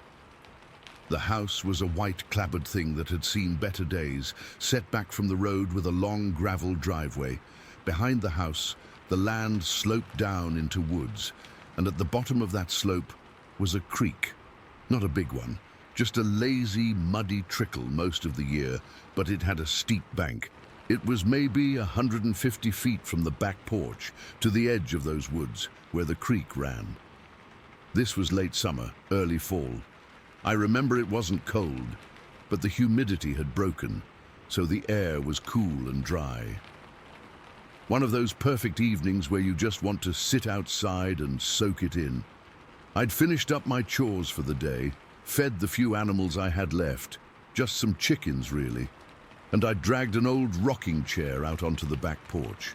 I had a glass of sweet tea, and I was just sitting there, rocking slowly, watching the fireflies start to blink in the field between the house and the woods. The sounds were the first thing. You get used to the soundtrack of a place. Out there it was crickets, a whole orchestra of them, peepers down by the creek, the occasional hoot of an owl, the leaves rustling in a soft breeze. It was a constant, gentle noise. It was the sound of everything being okay. And then it just stopped. It wasn't a gradual thing. It was like someone flipped a switch. 1 second the world was buzzing and chirping and alive. The next, it was silent. Not a quiet kind of silent. This was a dead, heavy, pressing silence. It was so complete it felt like a physical weight on my eardrums. I stopped rocking.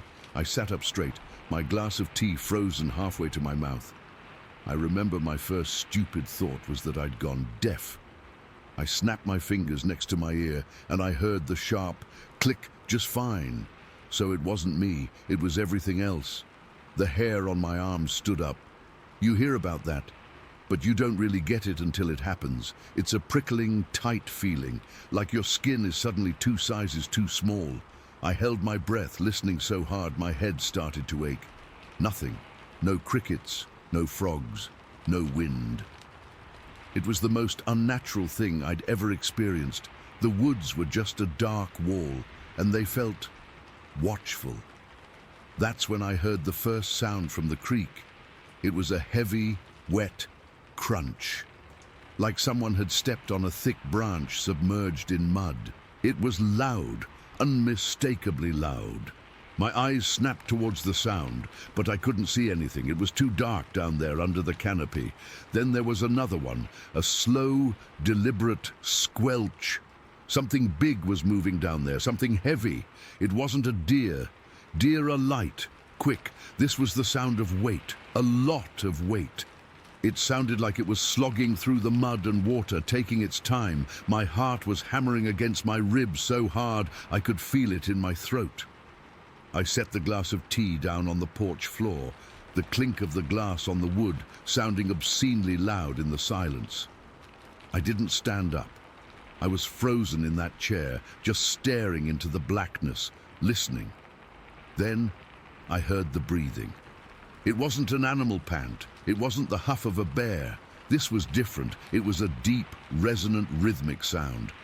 Hoo, hoo, like air being pulled into a massive pair of lungs and then pushed out again. It was slow, deliberate, and it was so deep. It was a sound you felt in your bones more than you heard with your ears. A low vibration that seemed to come up through the porch boards. It was not human. I knew that right away. But it wasn't any animal I knew either. This was something else. The fear that went through me then was a cold, liquid kind of terror. It wasn't a jump scare fear. It was a deep, primal dread that settled in my gut and turned my limbs to lead. My mouth went dry. Every instinct I had was screaming at me to get inside, to get away from the edge of the porch, to put a wall between me and whatever was making that sound. I moved then. I didn't run. Running felt like it would draw attention. I slid out of the rocking chair, keeping low, and I crawled on my hands and knees to the screen door. My hands were shaking so bad I fumbled with the latch. The creak of the door opening was like a gunshot in the quiet. I flinched, expecting some reaction from the woods. The breathing stopped. I froze, half in, half out of the door, my heart pounding in my ears. I listened, straining to hear anything over the blood rushing in my head. Nothing. The silence was back, even heavier than before. Then the breathing started again. It was closer. I was sure of it. It had moved while I wasn't hearing it. It was closer to the edge of the woods, maybe halfway up the slope now. I scrambled the rest of the way inside, slammed the door shut, and threw the deadbolt. It was a flimsy lock on a flimsy door, and I knew it. It felt like locking a screen door against a tornado. I ran to the front room, where I kept my shotgun. It was an old pump-action my dad had left me. My hands were still shaking, my fingers clumsy and numb, as I grabbed a box of shells from the cabinet and loaded it. The chick-chack of racking a shell into the chamber was the most comforting sound I'd ever heard. I went back to the kitchen, which had a window overlooking the back porch and the field. I didn't turn on any lights. I just stood there in the dark, the cold, familiar weight of the shotgun in my hands, and I stared out into the night. I couldn't see anything. The moon wasn't full, and the woods were a pool of ink, but I could still hear it. The breathing, it was just there at the tree line. It wasn't moving anymore. It was just standing there, breathing. I stood at that window for what felt like hours. My legs ached, my shoulder ached from holding the shotgun, but I was too scared to move. I was too scared to even blink. I just stared into the darkness, trying to will my eyes to see something, anything, while that deep, rhythmic sound just kept going. It was a presence, a massive, living, breathing presence, just a stone's throw from my house. I must have eventually sat down on the floor, my back against the kitchen cabinets, the shotgun across my lap. I don't remember falling asleep, but the next thing I knew, grey morning light was filtering through the window. The sounds were back, birds were chirping. The world had returned to normal. For a moment, lying there on the cold linoleum, I thought I'd had a nightmare, a really, really vivid one. My body was stiff and sore. I stood up, my joints popping, and looked out the window. The field was just a field, the woods were just woods. It all looked so innocent in the daylight. I unloaded the shotgun, my hand steady now, and set it aside. I felt foolish. It must have been a dream, brought on by stress, or something I ate. I decided to make coffee. As the pot was brewing, I wandered to the back door, unlocked it, and stepped out onto the porch.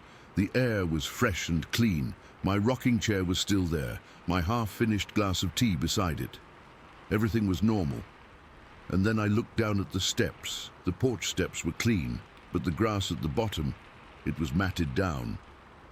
Not like something had been lying there, but like something very heavy had stood there for a long time. The dew was pressed out of the grass in two distinct large patches. My throat went tight. It wasn't a dream. I walked down the steps, my eyes glued to the ground. From the bottom step, I could see a trail. It wasn't a clear path, but here and there, the dew was disturbed, and the grass was pressed down in a line leading from the woods towards the house. It stopped right where those matted patches were. I followed the trail with my eyes back towards the woods. My heart was starting that frantic hammering again. I had to know. I had to go down there. I went back inside and got my boots. I thought about taking the shotgun, but it felt ridiculous in the bright morning sun. Instead, I just started walking, following that faint trail through the wet grass. The slope was damp, and the ground was soft from a rain a couple of days before. As I got closer to the tree line, I started to see them, impressions in the mud. They weren't clear. They were messy, like whatever made them had been slipping in the mud. But they were big, really big. My own boot, a size 11, looked tiny next to them.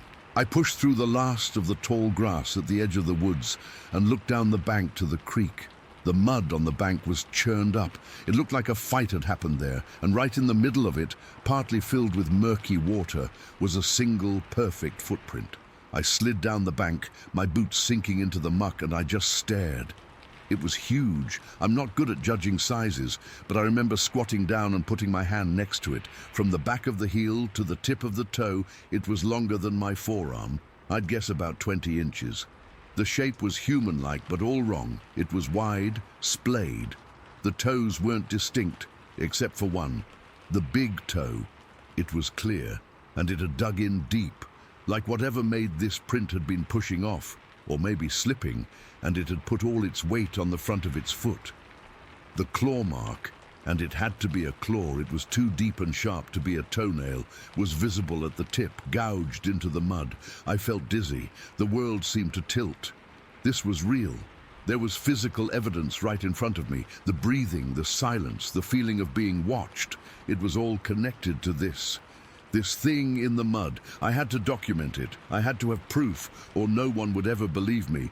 And part of me was starting to doubt my own memory already. I ran back to the house, my mind racing. I grabbed my old digital camera, a little point-and-shoot thing, and a notepad and a pencil. I ran all the way back, scared that the creek would have risen or something and washed it away. When I got back, the print was still there. I took a deep breath and started taking pictures. I took a bunch from different angles. I put my boot next to it for scale and took more. I was methodical, trying to be a scientist about it, but my hands were trembling again. Then I had a stupid idea.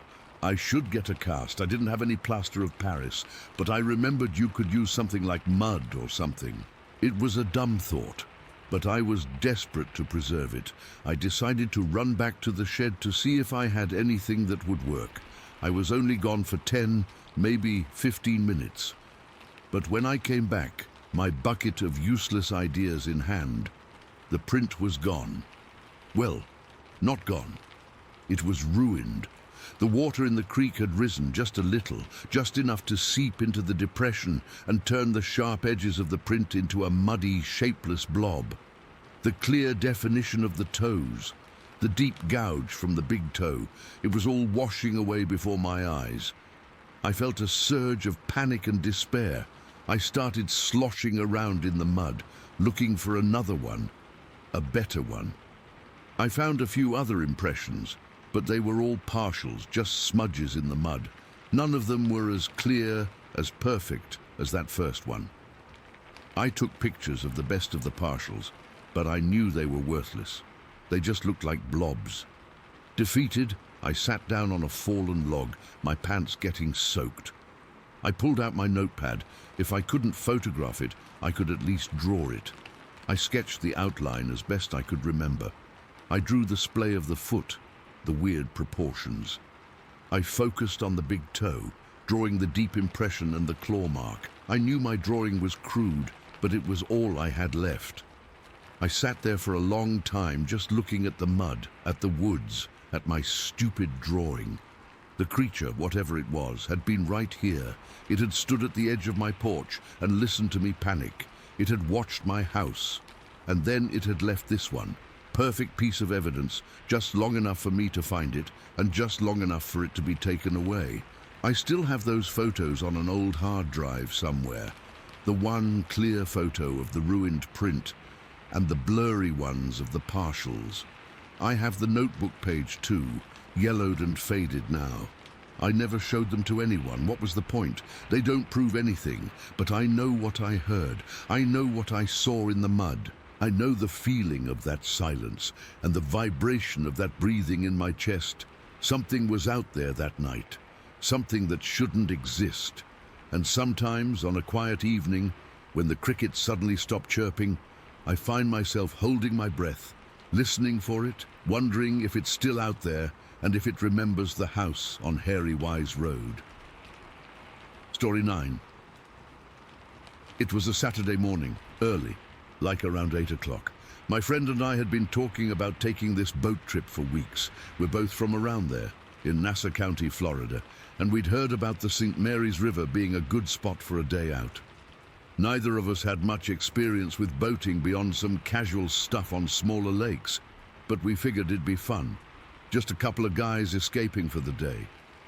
The weather was perfect, sunny, but not too hot, with a light breeze that made the air feel fresh.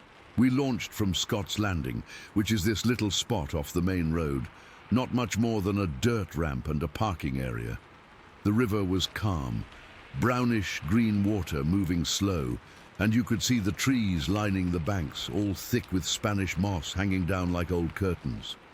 We had this old aluminum boat with a small outboard motor. Nothing fancy, but it usually ran fine. My friend was handling the motor while I sat up front, just enjoying the ride. We'd packed some sandwiches and drinks, thinking we'd go up into Georgia a bit and then turn back before dark. The plan was simple, you know, just a relaxing day on the water. For the first couple of hours, everything was great.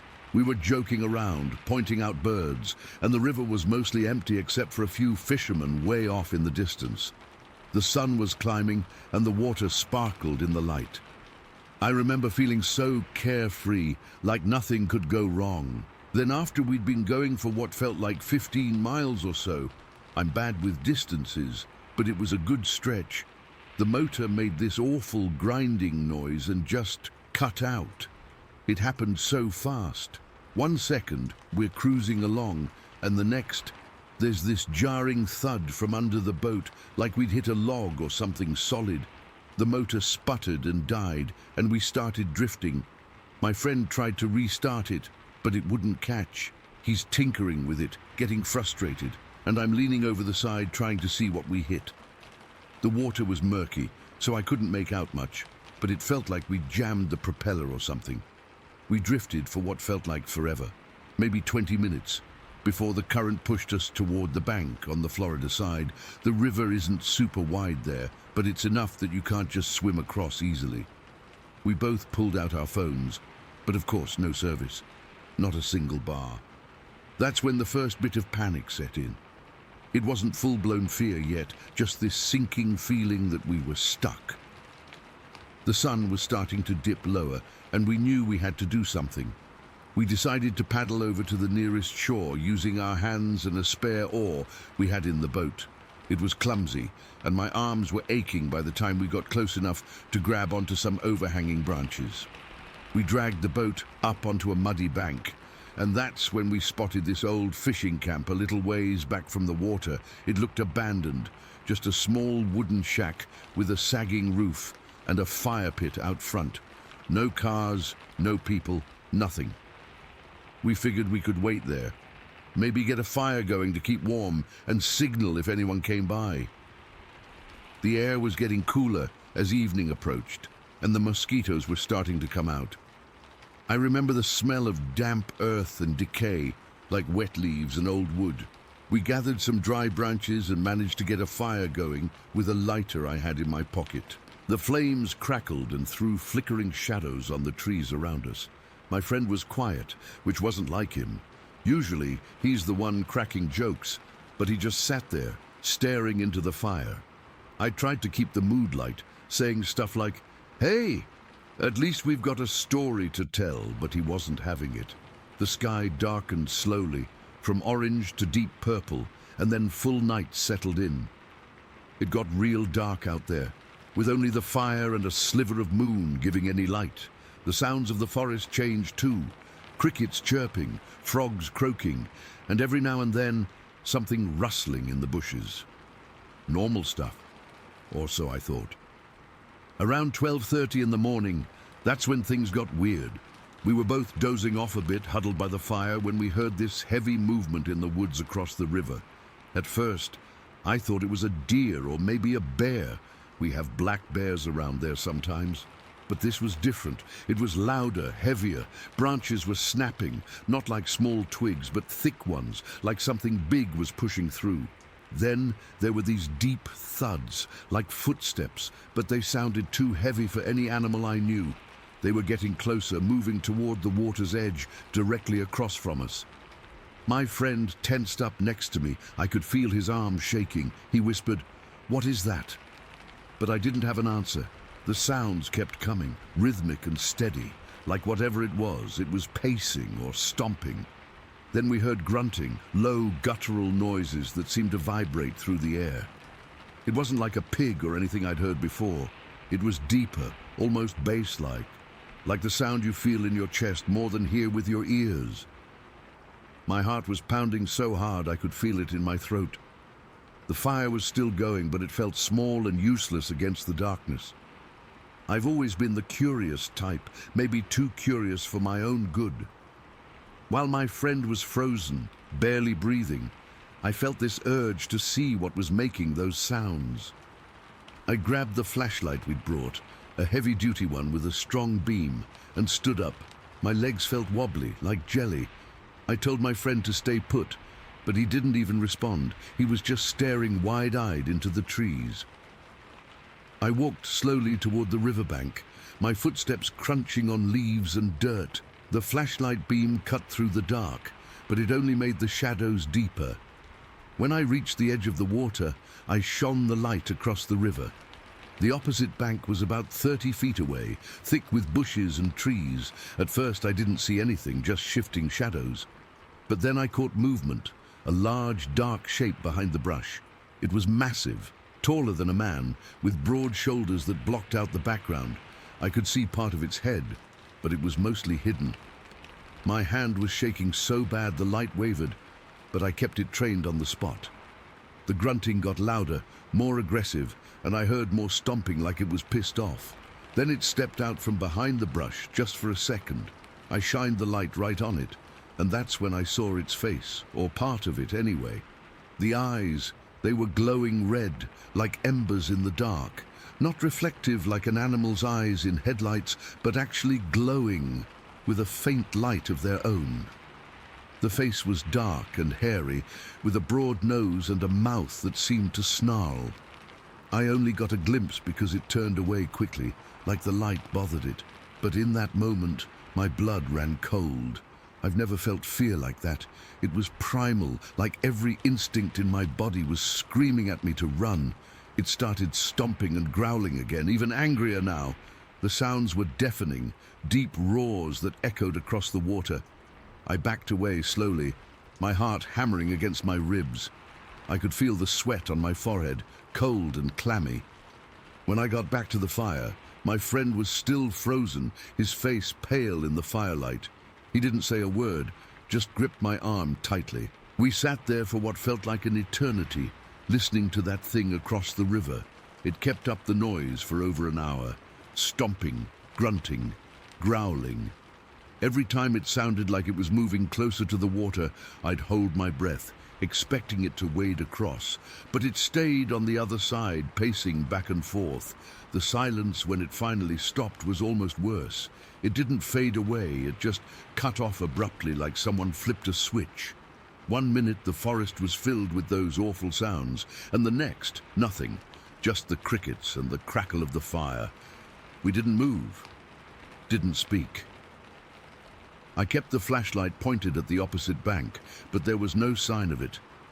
The darkness felt heavier, like it was pressing in on us. My friend finally whispered, "Is it gone?" But I didn't know. We stayed huddled by the fire, too scared to sleep, just waiting for the sky to lighten. When the first hints of dawn appeared, a pale grey light creeping over the trees, we decided to get the hell out of there. We didn't even put out the fire. We just dragged the boat back into the water and started rowing with the oar. My arms were sore and trembling, but adrenaline kept me going. We stayed close to the bank, keeping an eye on the woods, but everything was quiet. The river was calm, almost peaceful, like nothing had happened. But I couldn't shake the image of those red eyes from my mind. After what felt like hours of rowing, we saw a police boat in the distance. We waved frantically, and they came over. The officers were nice, asked what happened, and we told them about the motor and getting stranded. I didn't mention the creature. I was too shaken, and I figured they'd think we were crazy. They towed us back to Scott's Landing, and the whole ride, my friend didn't say a word. He just stared at the water, his hands clenched into fists. When we got back, he refused to talk about it. He said he never wanted to go near that river again, and as far as I know, he hasn't. But for me, it's different. I can't stop thinking about what we saw. I've spent years reading about Bigfoot and other cryptids, trying to find an explanation. But nothing fits perfectly. That thing was real, and it was terrifying. To this day, I have no idea what it was. And sometimes, when I'm alone in the dark, I still hear those stomping sounds in my head. Story 10. Okay, so I've been sitting on this for a while, but I need to get it out. I've told a few people, but they just look at me like I'm crazy, and maybe I am, but I know what I saw, or at least what I found. This happened last summer on one of those hot, still days where the air feels thick and heavy, like it's pressing down on you. I was out on Stranger Lake, way up in northern Ontario, where my family's from. I'm First Nations, and I've spent my whole life around these lakes and woods, so I'm not some city kid who gets spooked by a squirrel, but this was different. That day, I'd taken my sisters out on the boat. They're younger than me, and we were just messing around, enjoying the peace. Stranger Lake isn't exactly a tourist spot. It's isolated, with no real roads leading to it, just old trails and water access. The lake itself is deep and dark, surrounded by dense bush that seems to go on forever. We'd packed a lunch, some fishing gear, and just planned to spend the day on the water, maybe catch some walleye for dinner. The sun was high and the water was calm, barely a ripple except for our boat cutting through it. I remember feeling pretty relaxed at first. The engine was humming softly and my sisters were laughing about something stupid, the sound carrying over the water. We'd been out for a couple of hours, drifting near the shoreline where the trees come right down to the water's edge. It's one of those places where you can feel the age of the land, like it's holding secrets. I've always been comfortable there, but that day, things started to shift. It was around mid-afternoon when I first noticed it. We were passing a stretch of shoreline where the bushes are thick and tangled, almost like a wall. Out of the corner of my eye, I saw movement, something big rustling in the undergrowth. At first, I thought it might be a moose or a bear. We get them around here all the time, but this was different. It wasn't the slow, clumsy movement of a moose or the deliberate pace of a bear. This was quick, almost fluid, and it stopped as soon as I turned my head. The bushes went still, but the hair on my arms stood up, and I felt this cold knot form in my stomach. I slowed the boat down, squinting into the trees. My sisters noticed the change in the engine's sound and asked what was up. I told them I thought I saw something, but I didn't want to scare them. The thing is, the woods had gone quiet, like dead quiet. No birds chirping, no insects buzzing, just this heavy silence that felt wrong. I've been in the bush when it's quiet, but this was eerie, like everything was holding its breath. My heart started beating a little faster, and I could feel the sweat on my palms as I gripped the steering wheel. I decided to circle back. I don't know why, maybe curiosity, or maybe that gut feeling you get when something's off. I told my sisters we were just checking it out, and I could see they were getting uneasy too. One of them whispered that she felt like we were being watched, and I nodded because I felt it too, that prickling on the back of my neck, like invisible eyes were on us. I turned the boat around and headed back toward the spot where I'd seen the movement. As we got closer, the shoreline looked normal at first, just rocks and mud and those thick bushes. But then I noticed something on the muddy bank. There were tracks, big ones. I cut the engine and let the boat drift in closer, my heart hammering in my chest. The water was shallow there, so I hopped out into the knee-deep water, telling my sisters to stay in the boat. They were quiet now, their eyes wide, and I could see they were scared. I waded ashore, my boots sinking into the mud. The tracks started right at the water's edge, like whatever made them had come out of the lake or gone into it. But that's not what got me. It was the size. These weren't bear tracks or moose tracks. They were footprints, human-like but huge, I mean massive. Each one was at least 18 inches long, and they were sunk deep into the mud like whatever made them was heavy, really heavy. The toes were distinct, and the shape was almost like a human foot, but broader and with a deeper impression in the heel. I just stood there staring at them, and for a second, I couldn't breathe. My mind was racing, trying to make sense of it. I've seen big animals my whole life, but nothing that leaves tracks like that. Bears have paws, moose have hooves. This was different. It looked like something walked on 2 feet, something big enough to make me feel small. The terror hit me all at once, this cold wave that made my legs feel weak. I remember my hands shaking, and I had to steady myself against a tree. I glanced back at the boat, and my sisters were watching me, their faces pale. One of them asked if everything was okay, and I couldn't even answer. I just motioned for them to stay put. My heart was pounding so hard I could feel it in my ears, and that feeling of being watched intensified. It was like the woods were closing in, and every shadow felt alive. I kept scanning the trees, expecting to see something move, but it was all still and silent, except for the gentle lapping of water against the shore. I pulled out my phone. I always carry it for emergencies, even though service is spotty out here. I started taking pictures of the tracks. My hands were so unsteady that the first few came out blurry, but I kept at it, zooming in on the details. The mud was wet and fresh, so the tracks couldn't have been there long, maybe an hour or two, tops. As I snapped the photos, I realized how deep they were. I put my own foot next to one for scale, and mine looked tiny. That's when it really sank in. Whatever made these was way bigger than me, and it had been right here recently. The fear was overwhelming. It wasn't just the size, it was the implication. I've heard stories from elders about things in the woods, creatures that don't fit into any book, but I never put much stock in them. Now standing there, I felt like those stories were breathing down my neck. My skin was crawling, and I had this urge to get back in the boat and never come back. But I forced myself to take a few more pictures, moving along the shoreline to see if there were more tracks. There were, a whole line of them, leading from the water into the bushes and then disappearing into the thicker undergrowth. I followed them with my eyes, and that's when I saw it. A broken branch about chest high, snapped clean like something big had pushed through. The leaves were still green, so it happened recently. My breath caught in my throat, and I backed away slowly, my eyes glued to that spot. I half expected to see a shape move in the shadows, but nothing happened.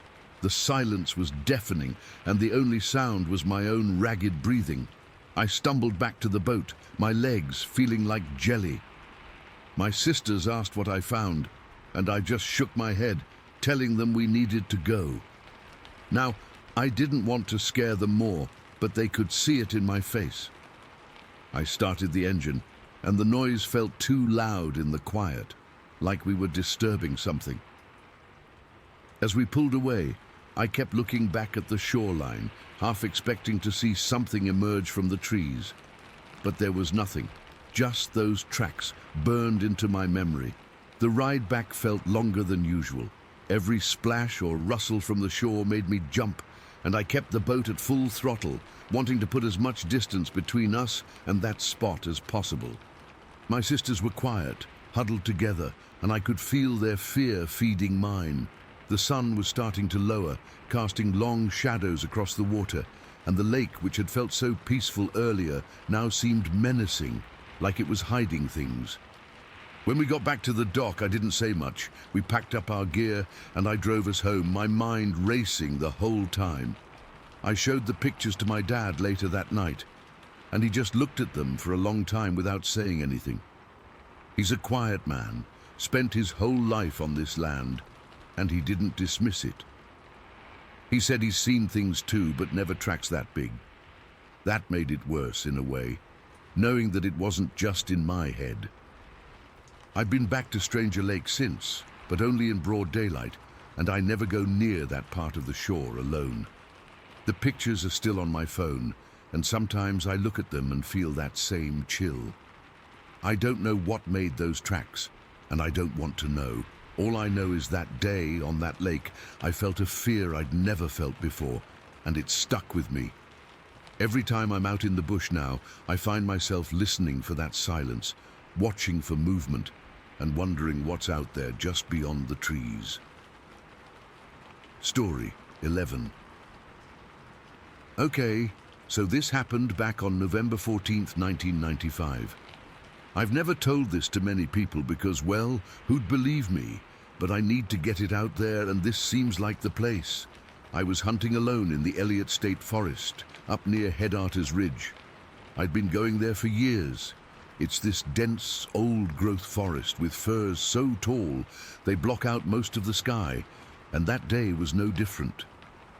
The light was muted, kind of a grayish glow filtering through the branches, making everything feel hushed and still. I was working my way along a narrow trail that runs above the Miloma River drainage, just hoping to spot some deer, or maybe even an elk if I got lucky. The air was cool and damp, the kind that seeps into your bones after a while, and I remember my boots crunching softly on the wet pine needles underfoot.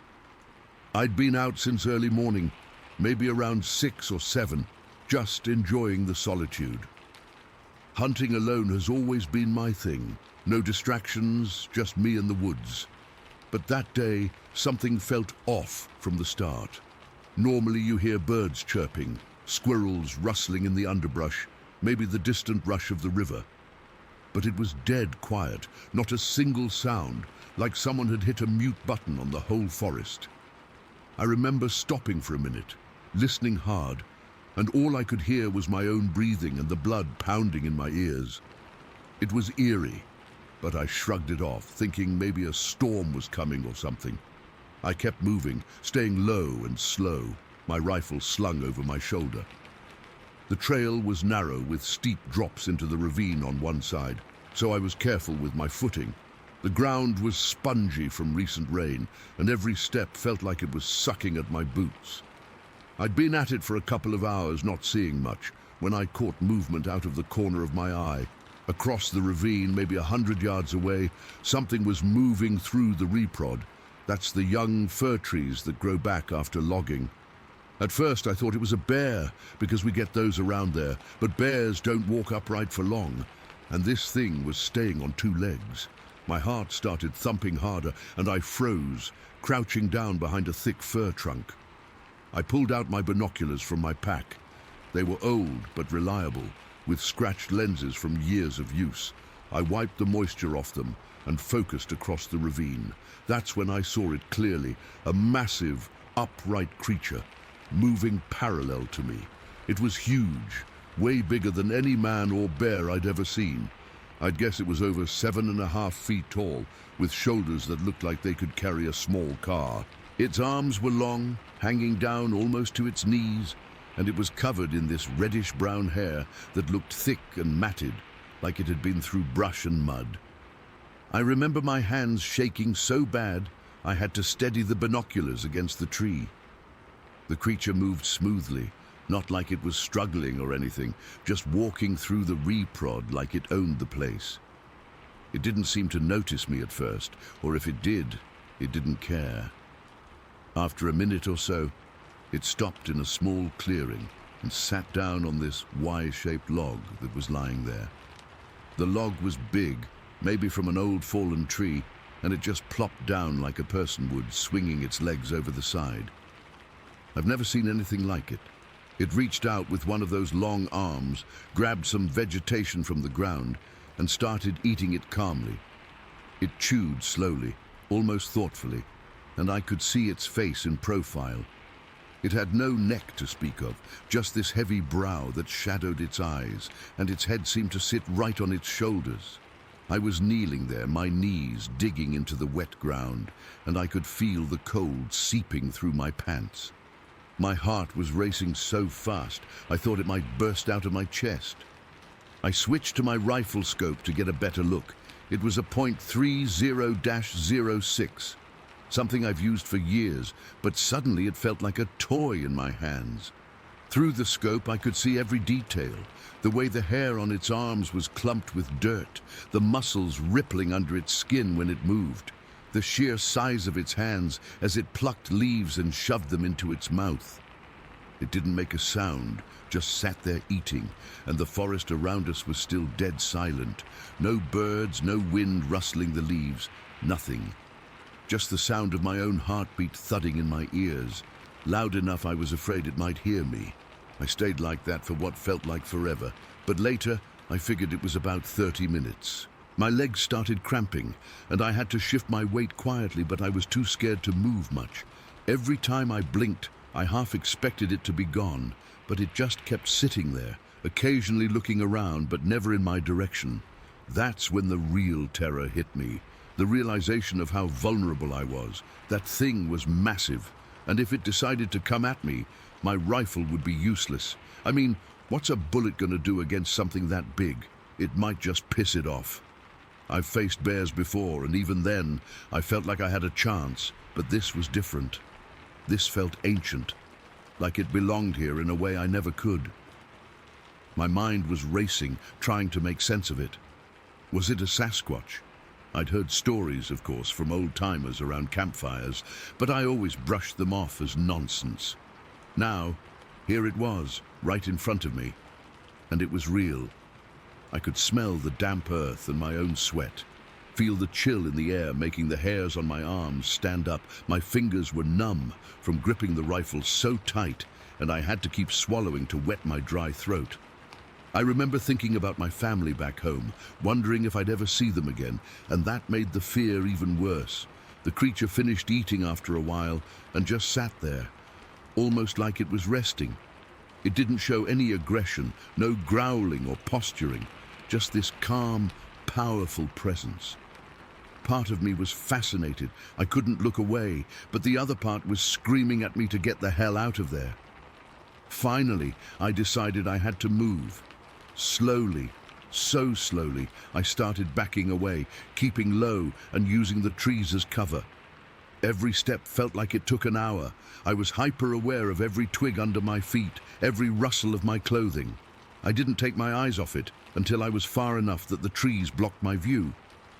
Once I was out of sight, I turned and half ran, half stumbled back along the trail. My legs were shaking so bad I almost fell a couple of times. The silence was still there, pressing in on me, and I kept expecting to hear something crashing through the woods behind me, but nothing happened.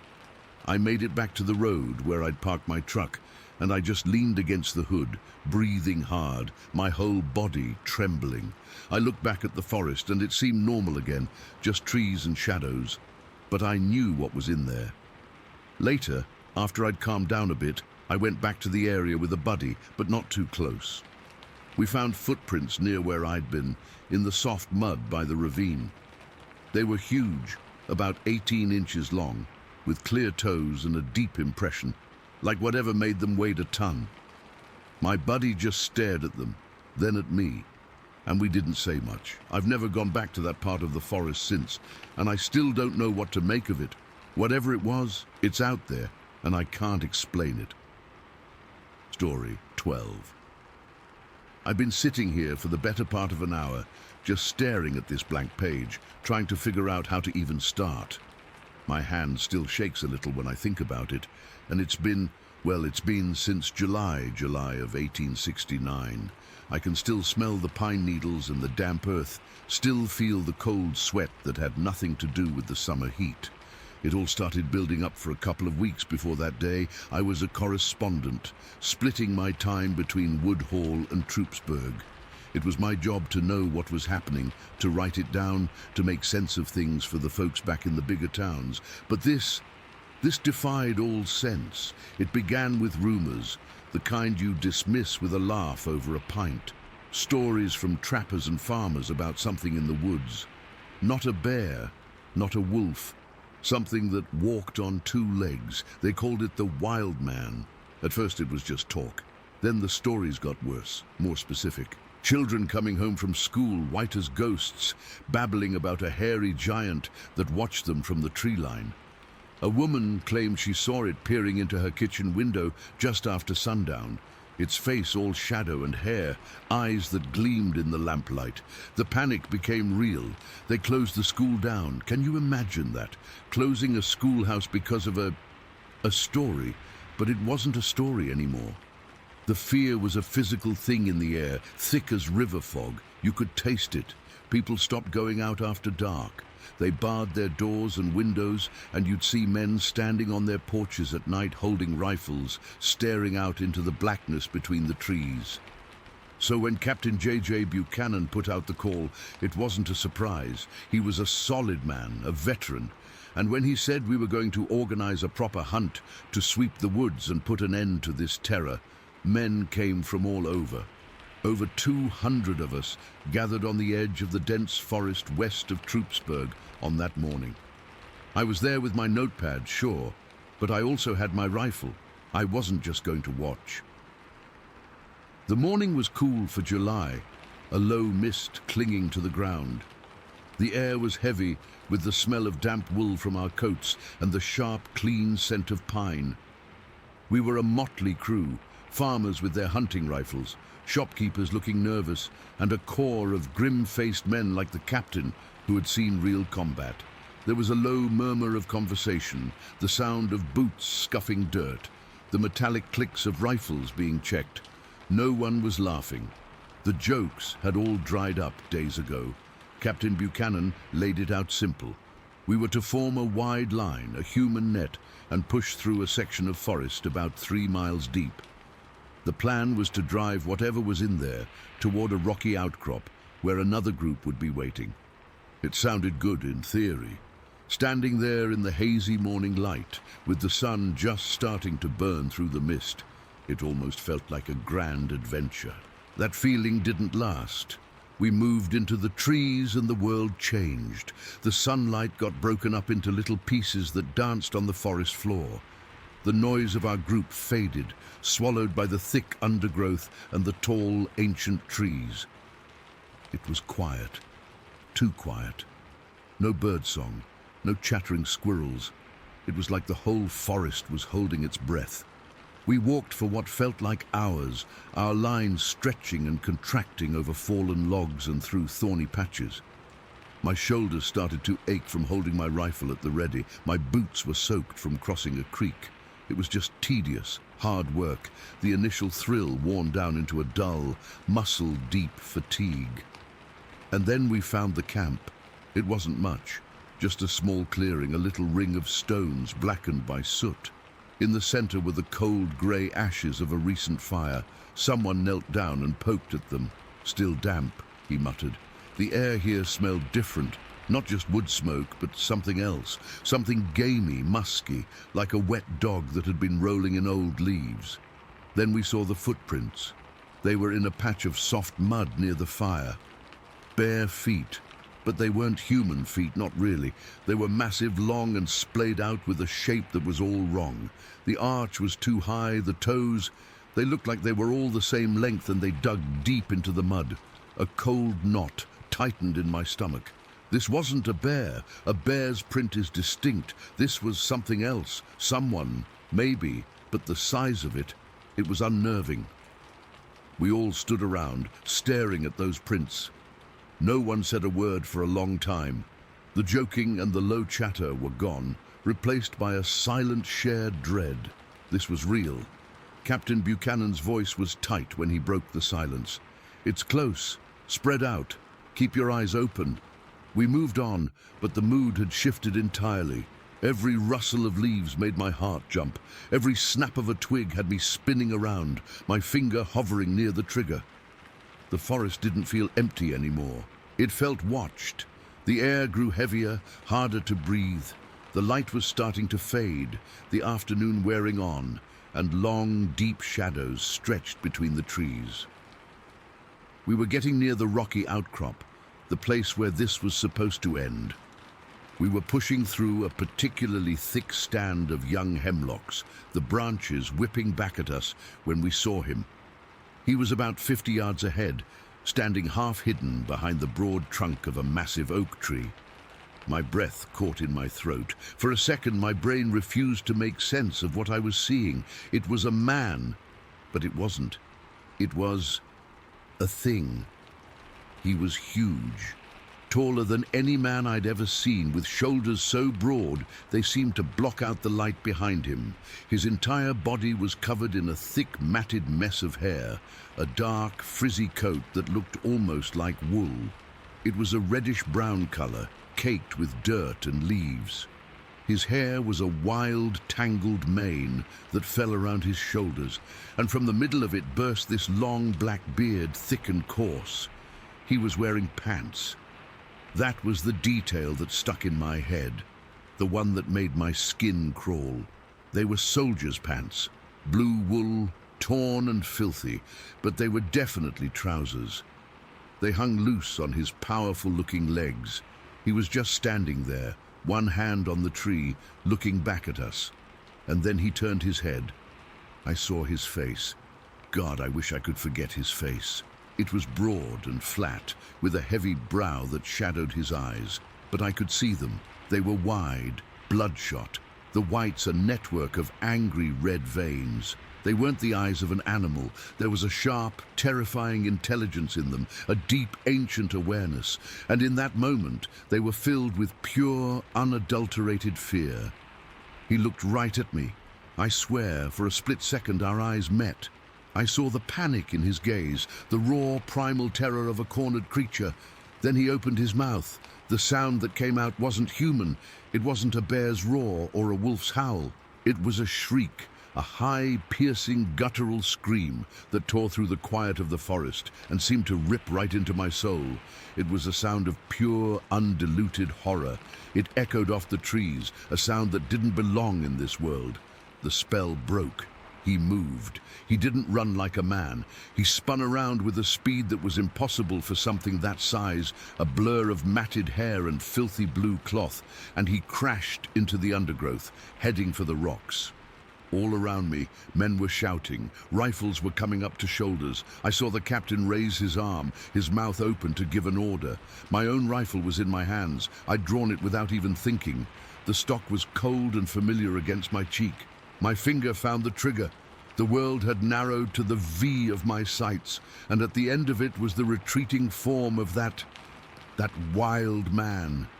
He was scrambling up the first of the rocks, his powerful arms pulling his body up with an ease that was frightening. I had him. I had a clean shot. My finger tightened, and I froze. It was the pants. It was the eyes, the sheer, shocking humanity of him in that one fleeting glance. He wasn't just a beast. He was something else, something in between, a missing piece, a thing that shouldn't exist but did. Shooting him felt like murder. It felt like shooting a madman, a castaway, a lost soul. My mind was screaming at me to fire, to be a hero, to end the terror, but my finger wouldn't move. It was locked. I just stood there, watching him climb, my heart hammering against my ribs so hard I thought it would break. A couple of shots rang out from down the line. I flinched at the deafening cracks. I saw chips of stone fly off a boulder just to the left of him. He never slowed down. He crested the ridge, and for a second he was silhouetted against the grey sky of the late afternoon. He turned his head just for an instant and let out another one of those bone-chilling shrieks. It was a sound of defiance, of rage, of fear. And then he was gone. Just gone. Vanished over the other side. We stood there for a moment in a stunned silence, the gunshots still echoing in our ears. Then everyone was running, shouting, scrambling up the rocks after him. I just stood there, my rifle still aimed at the empty spot where he'd been, my whole body trembling. I slowly lowered the gun, my hands shaking so badly I could barely hold it. The shame was immediate and hot. Why hadn't I fired, everyone would ask. The captain would ask. I had no answer. We searched that rocky hillside until the sun was dipping below the horizon, painting the sky in bloody shades of orange and purple. We found nothing, not a trace. No footprints on the stone, no broken branches, no sound. It was as if the earth had opened up and swallowed him. He had just disappeared into the vast, unknowable wilderness. We trudged back to town in the growing dark, a silent, defeated procession. The men who had been joking in the morning were now quiet, their faces drawn and serious. No one said much to me. I think they knew I'd had a shot. I could feel their unasked questions hanging in the air around me. That was months ago. The school reopened. The panic died down. Life in Wood Hall and Troopsburg went back to normal, but it's not normal for me. I can't sleep through the night. I startle at every little noise outside my window. I see his face in my dreams, those bloodshot, intelligent eyes staring out from that nest of hair, filled with a terror that mirrored my own. I smell that musky, wild scent on the air sometimes when the wind blows from the west. I didn't write a story about it for the papers. How could I? How do you explain that you looked into the eyes of a monster and saw something recognizably human? How do you explain that you had the chance to kill the thing that terrified an entire community? And you couldn't do it, because in that one horrifying moment, you weren't sure if it was a beast or a man. I still don't know what he was. I only know what I saw, and the horror of it, the sheer gut-wrenching confusion of that moment when my finger froze on the trigger haunts me. It haunts me day and night. We went out to hunt a monster, and we found a mystery. And that mystery is still out there in the deep, dark woods, a symbol of the wild unknown that still exists right on the edge of our civilized world. I saw it, and I let it go. Story 13. It was supposed to be one of those perfect family vacation days. You know the kind. The sun is out, the kids aren't bickering for once, and you're just happy. We were at Glacier National Park, staying at one of those big lodges right inside the park. This was a couple of years ago, back in the summer. The air always smells different up there, like pure pine and cold stone, and that day was no exception. We'd decided to do something simple. The kids, my wife and I, were going to play some mini-golf. There's a course near the main lodge, tucked right up against this thick wall of trees. It's not a fancy place, just a fun little putt-putt spot with fake rocks and windmills, the kind of thing that feels a little silly, but the kids love it. I was lining up a shot, trying to get the ball through a tiny cave, when my daughter, who was 7 at the time, tugged on my shirt. She didn't say anything at first, she just pointed. Her finger was aimed at the tree line, maybe 50-60 yards away from the edge of the course. The woods there are dense, a real tangle of lodgepole pines and underbrush, dark even in the middle of the day. "Daddy, what's that?" she asked, her voice just a normal, curious kid voice. I looked, and I saw it. At first, my brain did what any normal brain would do. It tried to file it under known. A bear? No, the shape was wrong. A person in a big shaggy coat? Maybe. But it was the middle of summer and it was warm. This thing was greyish, like the colour of wet tree bark, and it was covered in what looked like shaggy, matted hair. It was partially hidden by the trees, but I could see its upper body and its head. Its head. That's what got me first. It was conical, almost pointy, but not in a sharp way. It sloped back from its brow, and its jaw. It was massive, like a bulldog's, but on a scale that was just all wrong. It was standing on all fours, but its front limbs were long, like arms, not short legs. It moved its head in this weird, jerky, side-to-side motion, not like a person looking around. It was a quick, mechanical twitch, like an owl scanning for prey. The movement was so unnatural it made my skin prickle. It must have seen us or heard my daughter, because it stopped that owl motion and its head swiveled and it looked right at us. I didn't see its eyes clearly. They were just dark spots in the shadow of its brow, but I felt its attention. It was a physical weight. Then it moved. It didn't run like a bear, all loping and heavy. It dropped its head lower and it trotted. It trotted away on all fours, deeper into the trees, and its movement was fluid and powerful, like a giant, hairy wolf. In 3 or 4 strides, it was just gone, vanished into the shadows of the forest. The whole sighting lasted maybe 10 seconds. My daughter, still holding my hand, got excited. "Did you see the big monkey, Daddy?" My other kid, my son, who was 5, started bouncing. A monkey. A big monkey. They both ran over to their mom, who was trying to get her ball out of a water hazard, chattering over each other. "Mommy, we saw a big monkey in the woods. It had a funny head." My wife laughed, brushing her hair from her face. "Oh yeah? A big monkey, huh? Well, tell it to stay out of the golf course." She winked at me and I managed a weak smile. But inside, I was frozen. My heart was hammering against my ribs like it was trying to get out. That wasn't a monkey. That wasn't a bear. That wasn't a person. My brain kept replaying the image. The conical head, the jaw, that unsettling robotic head movement, the way it trotted. It was a gait I'd never seen any animal use. It was efficient and alien. I tried to shake it off. We finished the game, and I must have played terribly because I couldn't concentrate. My wife kept asking if I was okay, and I just said I had a bit of a headache from the sun. But the whole time, my eyes kept drifting back to that spot in the trees. The woods suddenly didn't look beautiful and majestic anymore. They looked deep. They looked old, and they felt like they were watching us. That's when the shift happened for me. Back at the lodge room while the kids were watching cartoons, I pulled out my phone. I started searching. Large, grey, hairy animal, Glacier National Park. Strange animal sightings, Montana. I fell down a rabbit hole. I found forums, websites, blurry photos, people talking about Sasquatch, Bigfoot. I'd always thought of that stuff as a joke, Fun for TV shows, but not real. But now, reading these accounts, the descriptions matched.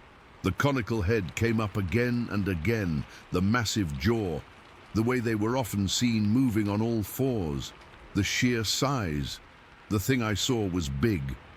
Not Godzilla big, but if it had stood up, I have no doubt it would have been over 7 feet tall, easy. It was bulky, substantial. I became obsessed. My wife noticed. She'd find me scrolling through my phone for hours, reading story after story. "You're not actually buying into this Bigfoot nonsense, are you?" she'd say, half teasing, half concerned. I'd just shrug. I couldn't explain it to her. How could I? I hadn't just read about it, I'd seen it, and the more I read, the more certain I became. I wasn't a believer. I was a knower. And that knowledge was a cold stone in my gut. The terror didn't hit me all at once. It built. It was a low-grade hum of anxiety that colored everything we did for the rest of that vacation. Every hike I was on edge, scanning the trees, jumping at every snapped twig. The woods felt different. They felt occupied. The real horror, the moment that still wakes me up at night, happened 2 days after the mini-golf incident. We'd gone for an evening walk on one of the easier paved trails near Lake McDonald. It was getting late. The sun was dipping behind the mountains, casting long, deep shadows across the water and into the forest. The kids were getting tired and cranky. My son was on my shoulders, and my daughter was holding my wife's hand, dragging her feet. We were almost back to the parking lot, maybe a 5-minute walk away. The trail here was lined with thick bushes and tall trees on one side, and opened up to the lake on the other. It was quiet, the kind of quiet that feels heavy. That's when we heard it. It wasn't a roar. It wasn't a scream. It was a sound I have no words for. The closest I can get is a deep guttural bellow, but that doesn't capture the resonance of it. It was low, so low I felt it in my chest, more than I heard it with my ears. It vibrated through the soles of my shoes. It was a sound of pure, raw power, and it came from the trees not 50 feet from us. My son on my shoulders went rigid. My daughter let out a little whimper and buried her face in my wife's leg.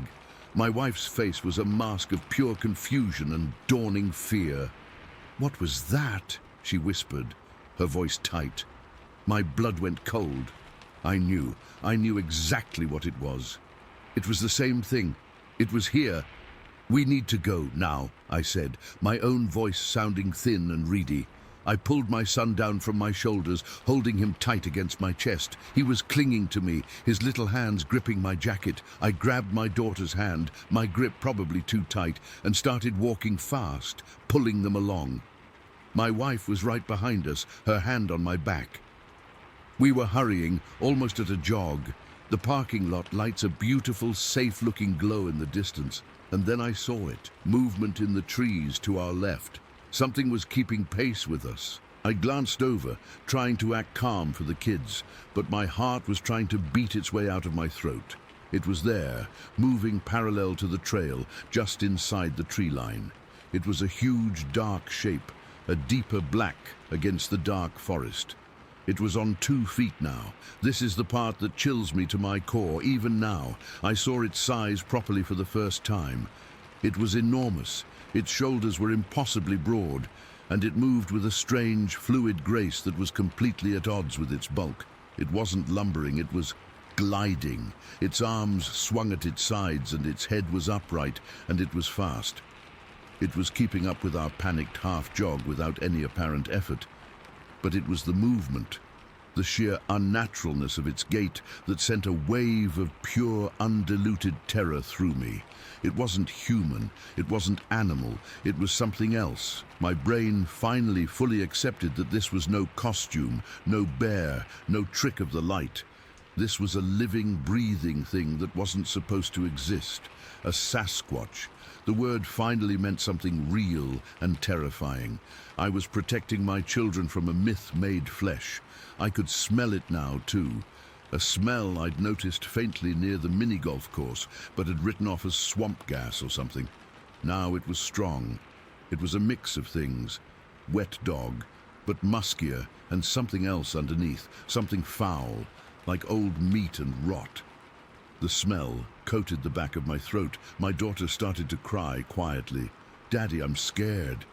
"It's okay, baby, we're almost to the car," I whispered, my voice shaking. I didn't dare look at my wife. I could feel her terror radiating off her. The thing in the trees kept pace for another 20-30 seconds. It felt like an hour. Every muscle in my body was clenched, ready for... I didn't know what. For it to charge, to scream again. I was holding my son so tight I was probably hurting him, my other hand a vice around my daughter's. My entire world had shrunk to the feeling of their small, warm bodies and the monstrous shadow stalking us from the woods. Then, just as we reached the edge of the parking lot, it stopped. It didn't vanish. It didn't run away. It just stopped moving. It stood there, at the very edge of the trees, half in shadow. It was perfectly still. I could see its silhouette clearly now against the slightly less dark forest behind it. It was towering. It must have been 8, maybe 9 feet tall. Its head was that same conical shape I remembered, and I could almost make out the line of its massive jaw. It was just watching us. I fumbled for the car keys in my pocket, my hands slick with sweat. I couldn't take my eyes off it. I shoved the kids into the back seat, my wife scrambling in after them. I practically fell into the driver's seat, my legs like jelly. I slammed the door shut and hit the lock button, the thunk sounding pitifully feeble. I started the car, the engine roaring to life, and I didn't even check for traffic. I just slammed it into reverse and backed out, then threw it into drive and stomped on the gas. Gravel sprayed from the tires. As we pulled away, my headlights swept across the tree line. For a single frozen second, the high beams caught it fully. It was still standing there. The light reflected off its eyes, not a glow, but a dull, reddish shine, like a dog's eyes at night. The hair wasn't just grey, it was a mottled pattern of dark and light, caked with mud or something. Its face, it wasn't a face. It was a mask of primal wildness, with that heavy brow and that jaw that looked like it could crush bone. And it was still just watching us leave. Then we were around a bend, and it was gone. The car was silent, except for the hum of the engine and my daughter's sniffles. My wife was staring straight ahead, her face pale. My son had fallen asleep, exhausted from the fear. I drove, my knuckles white on the steering wheel, my entire body trembling. I didn't speak. I couldn't. What could I say? We never talked about it again as a family. My wife, to this day, will only say we heard a weird animal noise that scared us. The kids, thankfully, seem to have mostly forgotten the worst of it, blending it into a memory of a scary walk in the dark. But I haven't forgotten. I can't. I lie awake sometimes and I see it. The conical head, the owl-like twitch, the powerful trot, and finally that silent, towering figure standing at the edge of the trees, watching us flee. I smell that foul, musky odor in my nightmares. I feel that primal, gut-chilling fear that comes from looking at something that shatters your understanding of the world. I went to Glacier National Park on a family vacation. I saw something I can't explain, and for a few terrifying minutes, something I can't explain saw me and my family, and it followed us. I became a cryptozoology enthusiast, not out of hobby, but out of a desperate need to understand what I saw that day. But no amount of reading has ever given me an answer that makes the memory any less horrifying. All I have is the certainty that it was real, and the chilling knowledge that we were not alone out there. We were being watched by something old, something powerful, and something that should not be. Story 14. Okay, I'll just type this out. I've been carrying this around for decades, and I've never typed it out before, never told anyone but a therapist a few years back. Just writing this down feels weird, like I'm poking at a bruise that never really healed. But here goes. It was May. Late May, I think. The year doesn't matter, but it was the same year we were on that big military exercise up near Wayrite, Alberta. I was part of a two-man mobile repair team. Our job was simple. We drove around in this beat-up camouflaged pickup truck, a real old workhorse, and we fixed comms equipment, radios, field telephones, that sort of thing. If a unit out in the boonies lost contact, they'd call it in, and we'd get the order to go find them and fix the problem. That day it was quiet. We'd finished a job earlier, some lieutenant's radio that had just gotten mud in the casing, and we were basically just killing time, waiting for the next call. We were parked on this gravel service road that cut through a huge section of Crown land. It wasn't a proper road, just two ruts in the dirt with gravel dumped down the middle, bordered by a deep ditch on either side. The forest was thick, Alberta thick, a wall of pine and spruce so dark green it was almost black. My partner was in the driver's seat messing with the actual radio, trying to get a baseball game from somewhere. I was in the passenger seat, just staring out the window. The truck was off, but the keys were in the ignition. It was one of those quiet afternoons where the only sound is the wind in the tops of the trees and the occasional crackle from the radio. The air coming in the window smelled like pine needles and damp earth. I remember feeling bored, a little stiff from sitting, just watching the tree line. That's when I saw the deer. It was in a firebreak about 30, maybe 40 meters away from the road. A firebreak is just a long, cleared strip they cut through the forest to stop fires from spreading. This one was maybe 20 meters wide, just dirt and some low, scrubby plants, and this deer was just there, grazing. It was a mule deer, I think. Nice and healthy, just nibbling on some grass, its head bobbing up and down. It was a peaceful sight. I remember thinking it was nice to see something just living its life, away from all the noise and simulated chaos of the training exercise. I was just watching it, my mind halfway to nowhere, when something moved at the edge of the trees on the far side of the firebreak. At first I thought it was a bear, a big one. My brain tried to make it a bear because that's what you expect out there. But it wasn't a bear. The shape was all wrong. This thing came out of the trees and it was just massive. It was on 2 feet from the second I saw it. It must have been 7.5, maybe 8 feet tall and wide. Jesus, the shoulders on it. I'd say it was a good 4 feet across at the shoulders, like a damn NFL linebacker, but scaled up. It was covered in hair, long hair, not fur like a bear. This was long, flowing brown hair, and where the sun hit it, I could see the tips were reddish, like it had been bleached by the sun. It didn't make a sound, not a crackle of a twig, not a grunt, nothing. It stood there for half a second, just looking at the deer, and then it moved. I've never seen anything move like that. Not in a zoo, not on TV, never. It was like a cheetah, but bigger and on 2 legs. It dropped down onto all 4s, but it wasn't clumsy. It was fluid. Its hands, they were hands. I saw them hit the ground. They were huge, and they struck the earth and propelled it forward. It didn't run so much as it leapt. It covered the distance between the tree line and that deer in maybe 2, 3 of these huge, bounding leaps. The power in its legs was insane. Clods of dirt and grass just flew up behind it. The deer finally noticed. Its head shot up, its body tensed, but it was already too late. It didn't even have time to bolt. As it got within maybe 10 feet of the deer, the thing rose up to its full height. Just popped up like it was nothing. It was even bigger, standing up. It took 2, maybe 3 running steps on its hind legs, and it was on top of the deer. Its speed was unbelievable. It wasn't just fast. It was explosively, terrifyingly fast. The deer tried to turn, to run, but this thing was just there. It didn't pounce like a cat. It reached out with its arms. I saw its hands, dark against the deer's brown flank. They weren't paws. They had fingers, long, thick fingers. It grabbed the deer, one hand on the body, the other on its head, and then it just twisted. I heard the crack.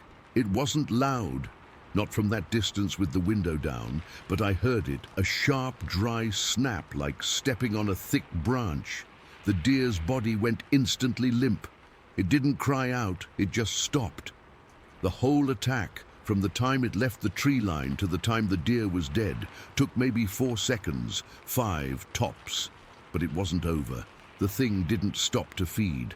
It swung the deer's body over its shoulder like the deer weighed nothing, just a single, effortless motion.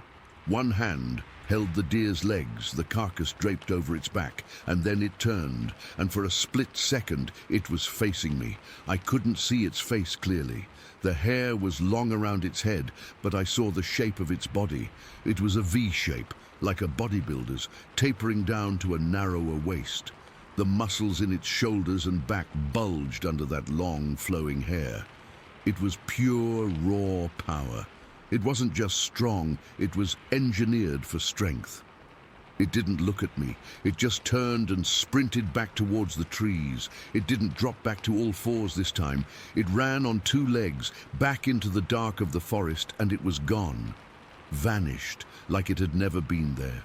The whole thing, from when I first saw it to when it disappeared, was probably 10 seconds, maybe 12. The firebreak was empty. Just a patch of trampled grass where the struggle happened. No blood, no sound, nothing. I was frozen. I couldn't move. My hand was still on the door handle where I'd been resting it. My breath was stuck in my throat. My heart wasn't pounding. It felt like it had stopped completely. I was just empty, shocked into a complete standstill. My partner finally looked up from the radio. "Anything on the scanner?" he asked, his voice completely normal. I couldn't answer him. I just stared at that empty firebreak. My mouth was dry. I tried to form words, but nothing came out. "You okay?" he said, nudging my arm. "You look like you've seen a ghost." I slowly turned my head to look at him. I remember the feeling of the truck's vinyl seat under my legs, the smell of his cheap coffee in the cup holder. The real world was right there, but it felt a million miles away.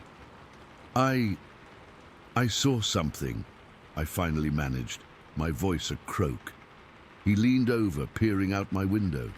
"What? A bear?" I just shook my head. I couldn't say it. What was I supposed to say?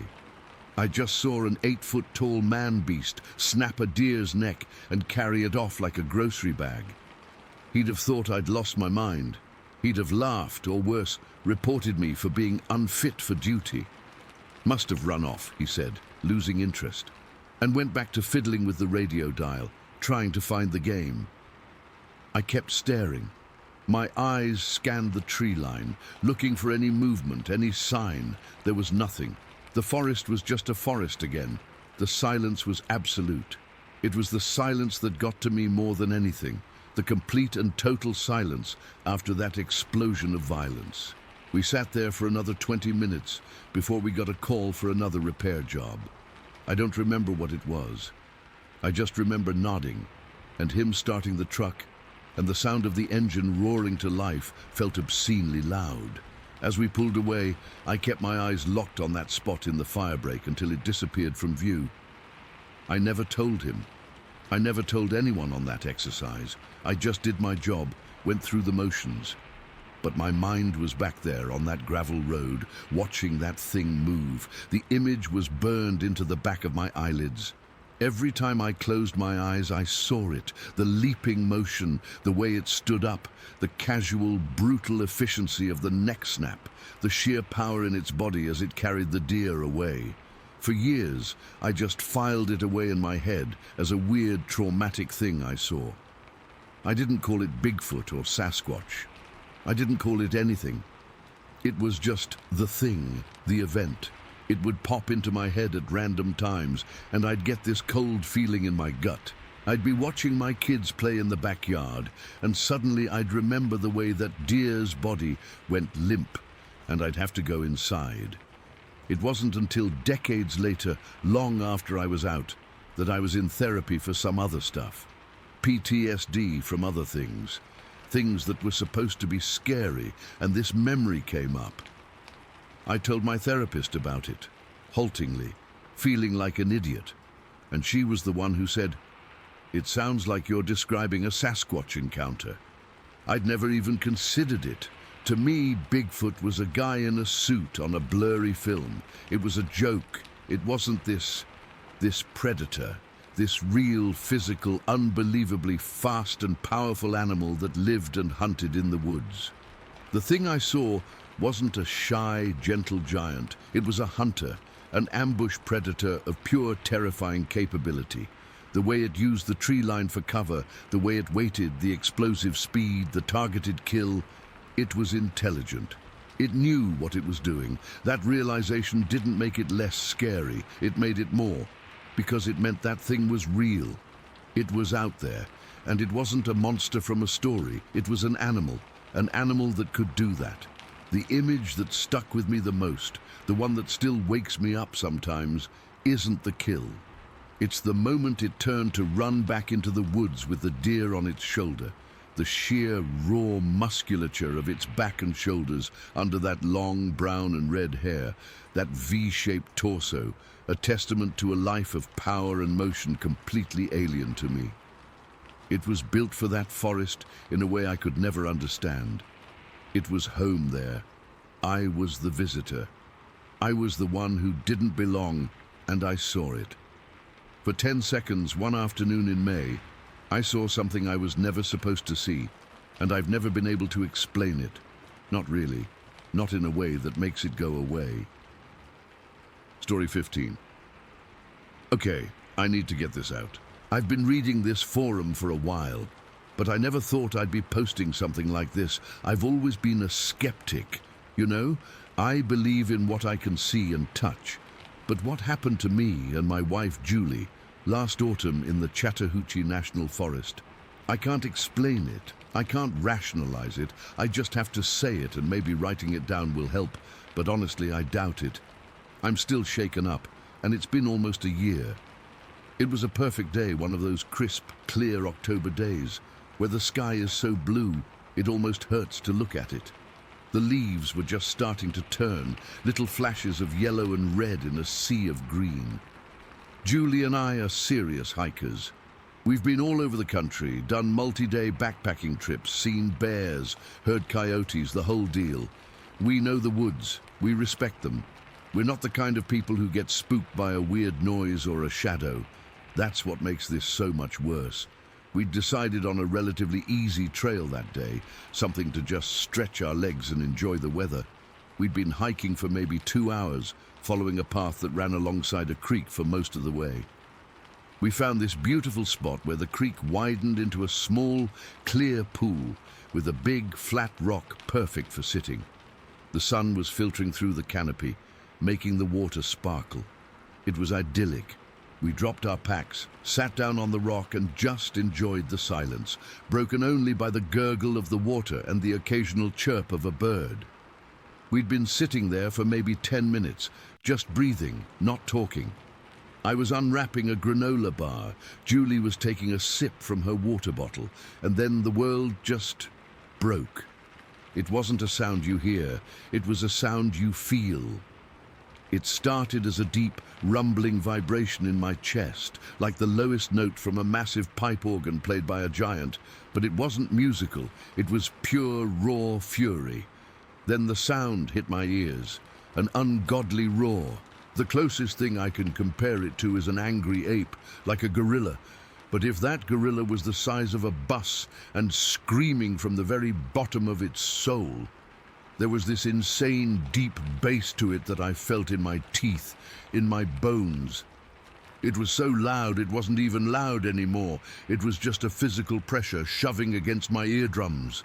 The roar came from upslope across the creek from us, maybe a couple 100 yards away. It wasn't distant, it was right there, and the forest reacted.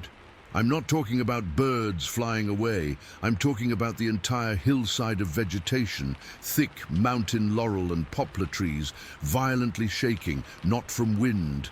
There was no wind. This was a localized quaking, like something massive was plowing through it, or maybe just standing there and screaming so hard it made the world tremble.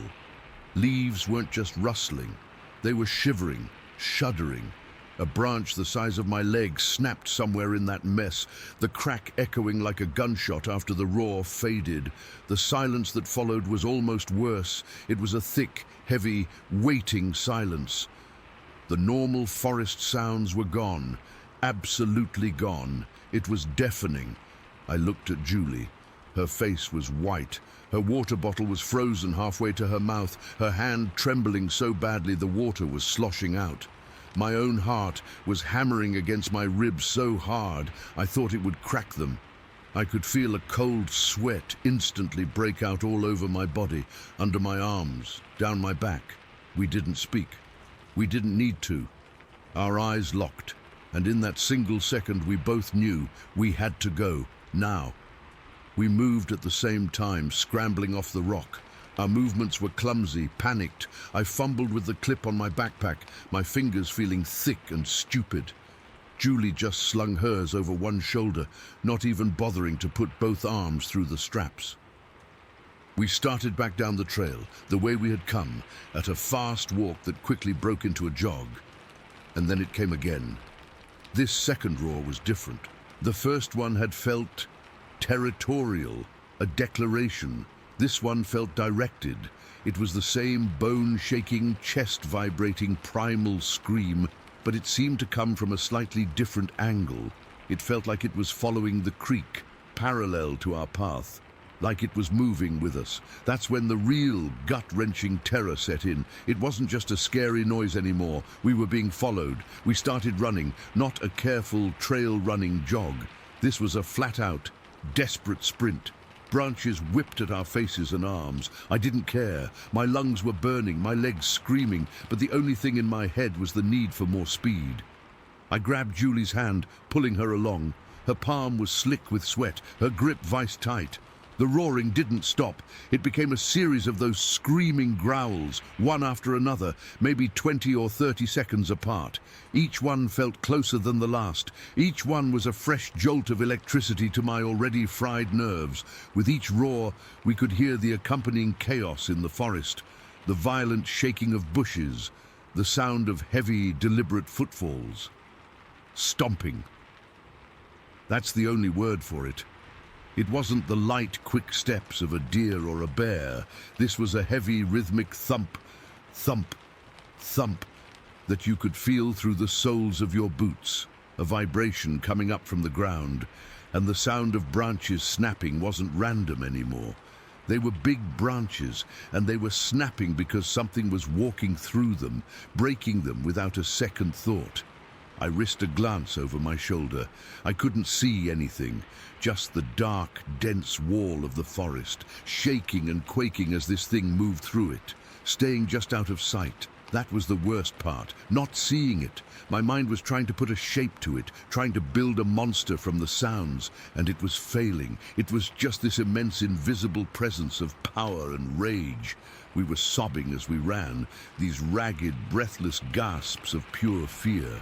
My vision was starting to tunnel, focusing only on the trail ahead. Every root, every rock was a potential disaster, a twisted ankle that would mean the end.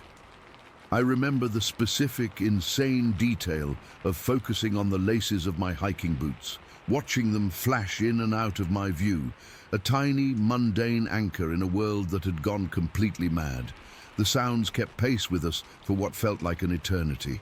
My watch later told me it was probably only for about 10 or 15 minutes of running. But in that moment, it felt like hours. The terror stretches time, makes every second a small lifetime of dread. The roaring, the stomping, the cracking of the forest. It was a relentless, terrifying orchestra playing a symphony of our panic. Then slowly, the sounds began to change. The roars became more spaced out. The stomping seemed to get a little further away. We didn't slow down. If anything, the hope that we were pulling away made us push even harder. My legs were numb, just pistons firing on autopilot. Julie was wheezing next to me, her face a mask of tears and dirt.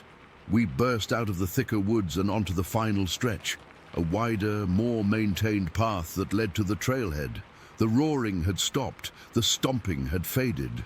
The normal forest sounds were tentatively starting to return. A bird chirped somewhere, cautiously.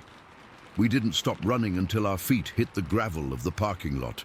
We collapsed against the side of our car, both of us bent over, hands on our knees, vomiting from sheer exhaustion and terror. We just stood there for a long time, shaking, unable to speak, listening to the quiet, normal sounds of a parked car cooling down and a gentle breeze in the pines at the edge of the lot. The contrast was dizzying. We drove home in almost total silence. Every shadow in the woods lining the highway made me flinch. Julie didn't set foot in that forest or any real wilderness for a full year. She only just started talking about maybe trying a easy, popular trail again. I've gone back a few times, but I stick to the busiest trails, and I'm always hyper-aware, my head on a swivel. The joy is gone, replaced by a low-level, constant hum of anxiety. We're experienced hikers. We know what a bear sounds like. We know what a bobcat sounds like. This was neither. This was something else. Something that should not exist in the woods of North Georgia or anywhere. Something with a voice that could shake the trees and a presence that could turn a sunny afternoon into a waking nightmare. I don't know what it was. I don't have a theory. I just know what we heard, what we felt, and the pure, undiluted primal fear that it injected directly into our souls. And I know that whatever it was, it knew we were there, and it wanted us to know it was there too. Story 16. The headlights on my Jeep weren't the best. They'd get hazy in fog like this, casting this weak yellow glow that didn't pierce more than 20 feet ahead. I was on this narrow two-lane road surrounded by cypress trees draped in Spanish moss, and the fog made everything look like a blurry painting. My mind was wandering, thinking about work the next day and whether I had enough gas to make it home without stopping. I lived about 45 minutes out, in a little town that's more swamp than suburb, and this stretch of road was always a bit spooky, even in broad daylight. At night, with the fog, it was downright eerie. I could hear the occasional splash from the water nearby, probably gators or frogs, but it was mostly just the hum of the engine and the tires on the wet asphalt. Then out of nowhere, something moved on the road ahead. It was fast, so fast I didn't even have time to process what it was at first. My brain registered a shape, brown and tall, right in the middle of my lane. It was like my body reacted before my mind did. I jerked the wheel hard to the left, overcorrecting because my instinct screamed, "Avoid it." The tires lost traction on the slick road, and the Jeep started to skid. I remember the sound, this horrible screech of rubber and metal, and then everything went into a spin. The world flipped upside down, or at least it felt that way. My head smacked against the window, and the seatbelt dug into my chest so hard I couldn't breathe. The Jeep rolled once, twice. I'm not sure how many times, but it felt like forever. Glass shattered, and I was thrown around like a rag doll. Then suddenly, I was airborne for a split second before I hit the ground with a thud that knocked the wind out of me. I landed in a ditch off the side of the road, half in muddy water and half on grass. For a few seconds, I just lay there, dazed, trying to figure out what happened. My ears were ringing and my whole body felt like one big bruise.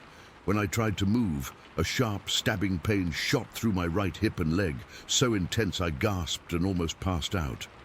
I remember thinking, this is bad. This is really bad. I could taste blood in my mouth, probably from biting my tongue or something, and my clothes were soaked from the damp ground. The Jeep was upside down a few yards away, its wheels still spinning slowly, and one of the headlights was flickering, casting this weird, broken light into the fog. I tried to call for help, but my voice came out as a croak.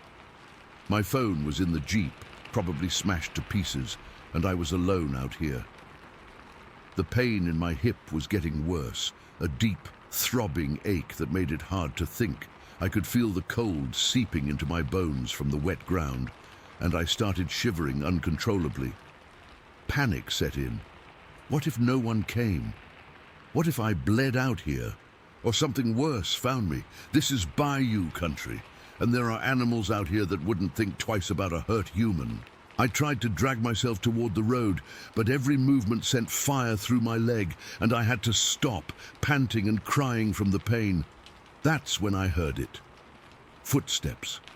Not light, careful steps, but heavy, thudding ones, like something big was walking toward me. At first, I felt a rush of relief. Someone was here, maybe another driver, or a local out hunting.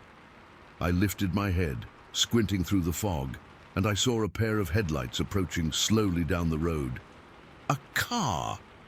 I started waving my arm, or at least I tried to, and I shouted, "Help! Over here! Please help me!" My voice was weak, but I put everything I had into it. The footsteps got closer, and then I saw it. The thing from the road. It was standing over me, and up close, it was even more terrifying.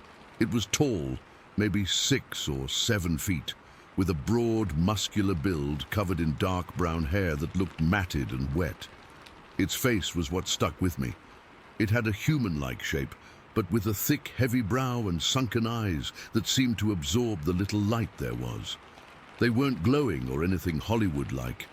They were just dark, deep-set, and intense. It didn't make a sound, just stood there looking down at me. I froze, my heart hammering in my chest. This was the thing I'd swerved to avoid, the thing that caused the crash, and now it was here, and I was helpless. I started begging, "Please don't hurt me, I'm hurt, I need help." But it didn't react, just kept staring. Then the car on the road slowed down, and I heard a door open. Someone called out, "Hello? Is someone there?" It was a man's voice, and I felt a flicker of hope. But before I could answer, the creature moved. It leaned down and I flinched, expecting an attack. Instead, it grabbed me under my arms. Its hands were huge, rough like tree bark, and surprisingly warm. It lifted me like I weighed nothing, and the pain in my hip exploded, making me cry out. It didn't seem to care. It just started dragging me away from the ditch, toward the trees. I was too scared to struggle. All I could think was that this thing was taking me into the swamp to finish me off, but it didn't. It pulled me to a slightly drier spot under a big cypress tree, away from the road, and set me down gently, almost carefully. Then it turned and vanished into the fog, moving so quietly I didn't even hear it go. A second later, the man from the car came running over. He was middle-aged, wearing a flannel shirt, and he looked shocked. "Holy crap, are you okay? I saw your Jeep. What happened?" He helped me sit up, and I was shaking so bad I could barely speak. I told him about the crash, but I didn't mention the creature. What would I say? That a Bigfoot-looking thing dragged me to safety? He'd think I was concussed or crazy. The man called an ambulance on his cell, and while we waited, he stayed with me, trying to keep me calm. The pain was unbearable now. A constant grinding ache in my hip and leg that made me nauseous. I could feel the broken bones grinding if I moved even a little. The paramedics arrived what felt like hours later, though it was probably only 20 minutes. They put me on a stretcher, gave me something for the pain, and loaded me into the ambulance. As we drove away, I kept looking back at the spot where the creature had been, but there was nothing there, just fog and trees. At the hospital, they told me I had a broken hip and a fractured leg, plus a bunch of bruises and cuts. I spent weeks recovering, and even now, years later, I have a limp when the weather gets cold. But the physical pain wasn't the worst part. It was the mental stuff, the nightmares, the fear of driving at night, and the constant wondering about what happened. That creature, whatever it was, saved my life. If it hadn't dragged me out of the ditch, I might have drowned or died from exposure, or that car might not have seen me in time. But why? Why did it help me? I'd swerved to avoid hitting it, so maybe it felt grateful.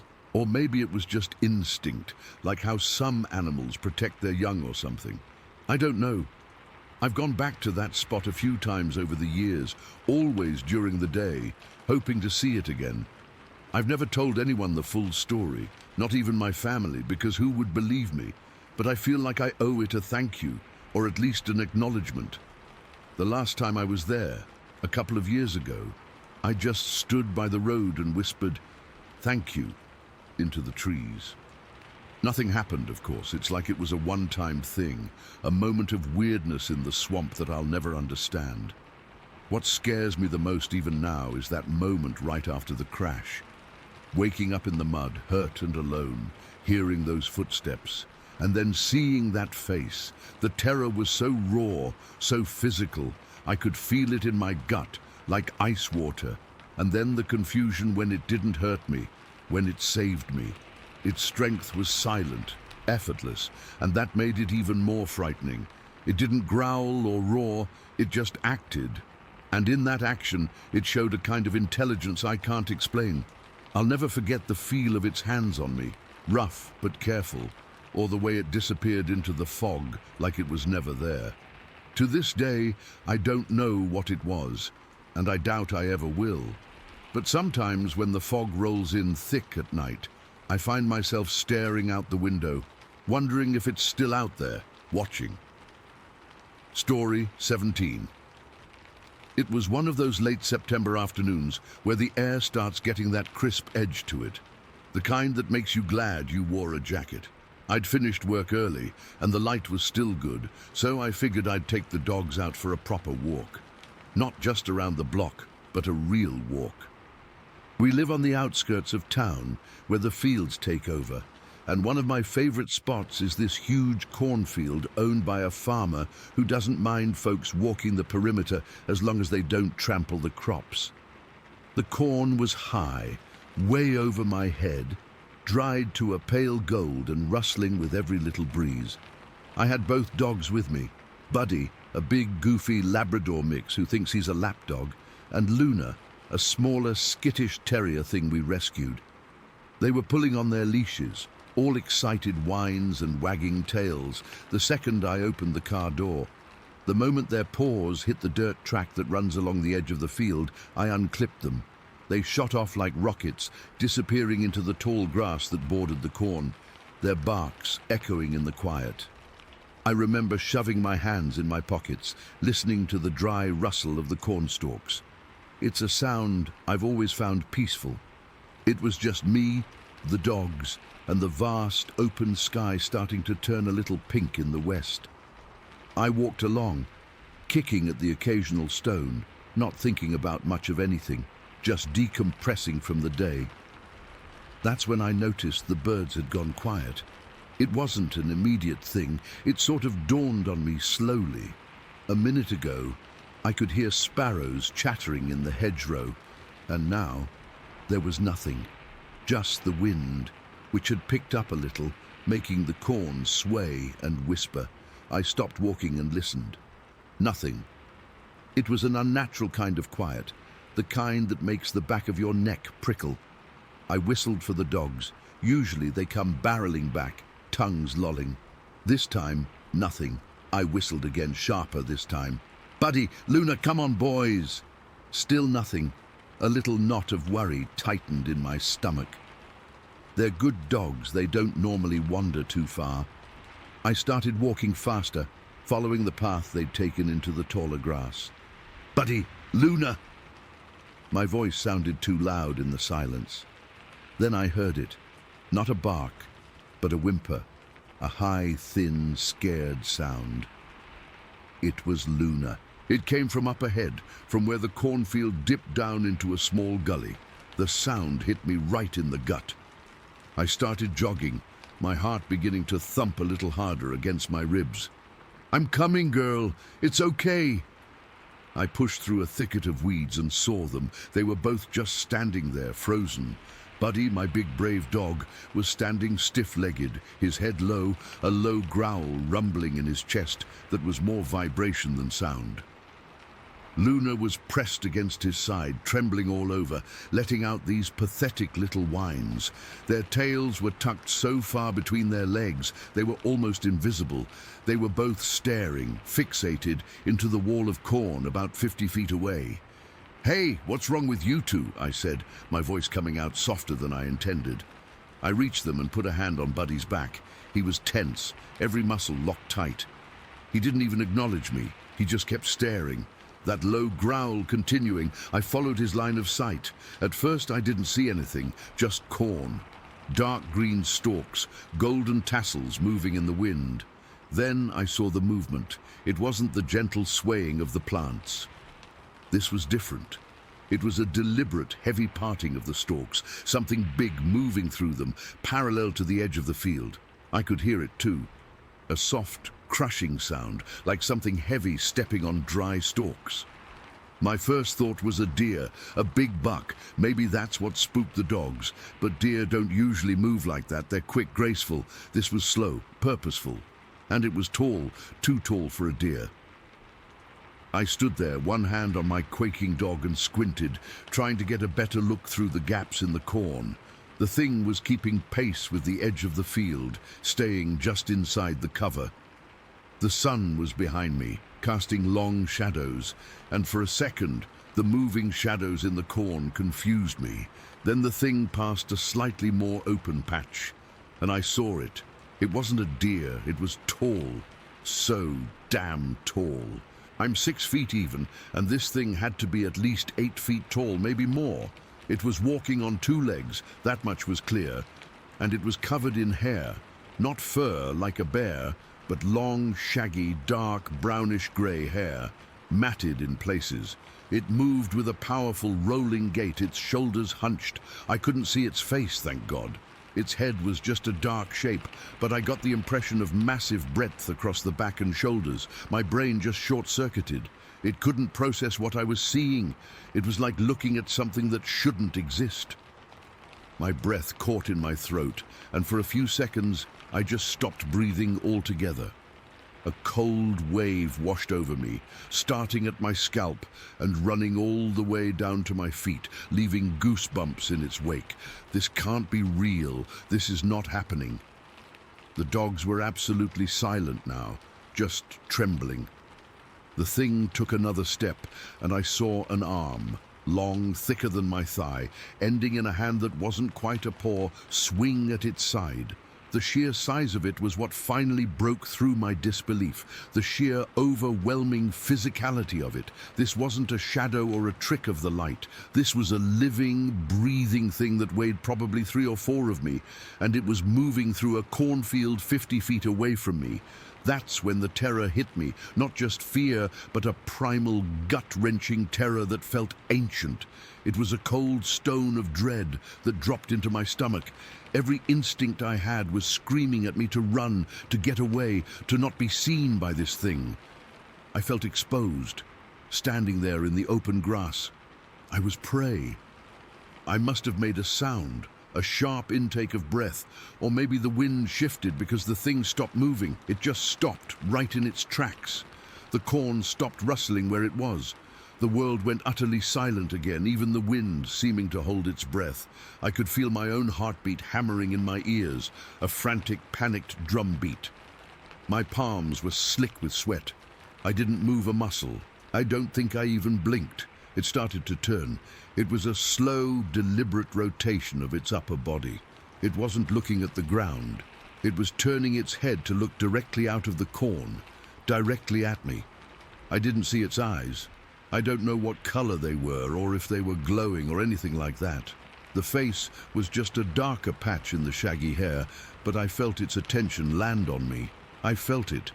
It was a physical pressure, a weight that pushed the air from my lungs. It knew I was there. It knew I was watching. That feeling, that moment of being seen by something so utterly alien and powerful, shattered whatever was left of my nerve. I didn't think. I didn't plan. I just moved. "Come on!" I hissed at the dogs, my voice a strangled croak. I turned and I ran. I didn't look back. I just ran, my legs pumping, my boots pounding on the hard dirt of the path. The fear was like a fire in my veins, lending me a speed I didn't know I had. I heard the dogs scrambling behind me, their claws scrabbling on the ground, and then they shot past me, their fear giving them wings. I didn't dare look back. I just focused on the distant shape of my car, a tiny speck at the far end of the field. The run felt like it took forever. My lungs were burning, my side had a sharp stitch in it, but I didn't slow down. The image of that huge, dark shape turning towards me was burned onto the back of my eyelids. All I could think was that it was coming after me, that any second I would hear the sound of it crashing through the corn, gaining on me with those long, powerful strides. I finally reached the car, fumbling in my pocket for the keys. My hands were shaking so badly I could barely get the key into the lock. I yanked the door open and the dogs leaped into the back seat without me having to say a word. I threw myself into the driver's seat, slammed the door, and hit the lock button. The solid thunk of the locks engaging was the most beautiful sound I'd ever heard. I sat there for a minute, just gripping the steering wheel, my chest heaving.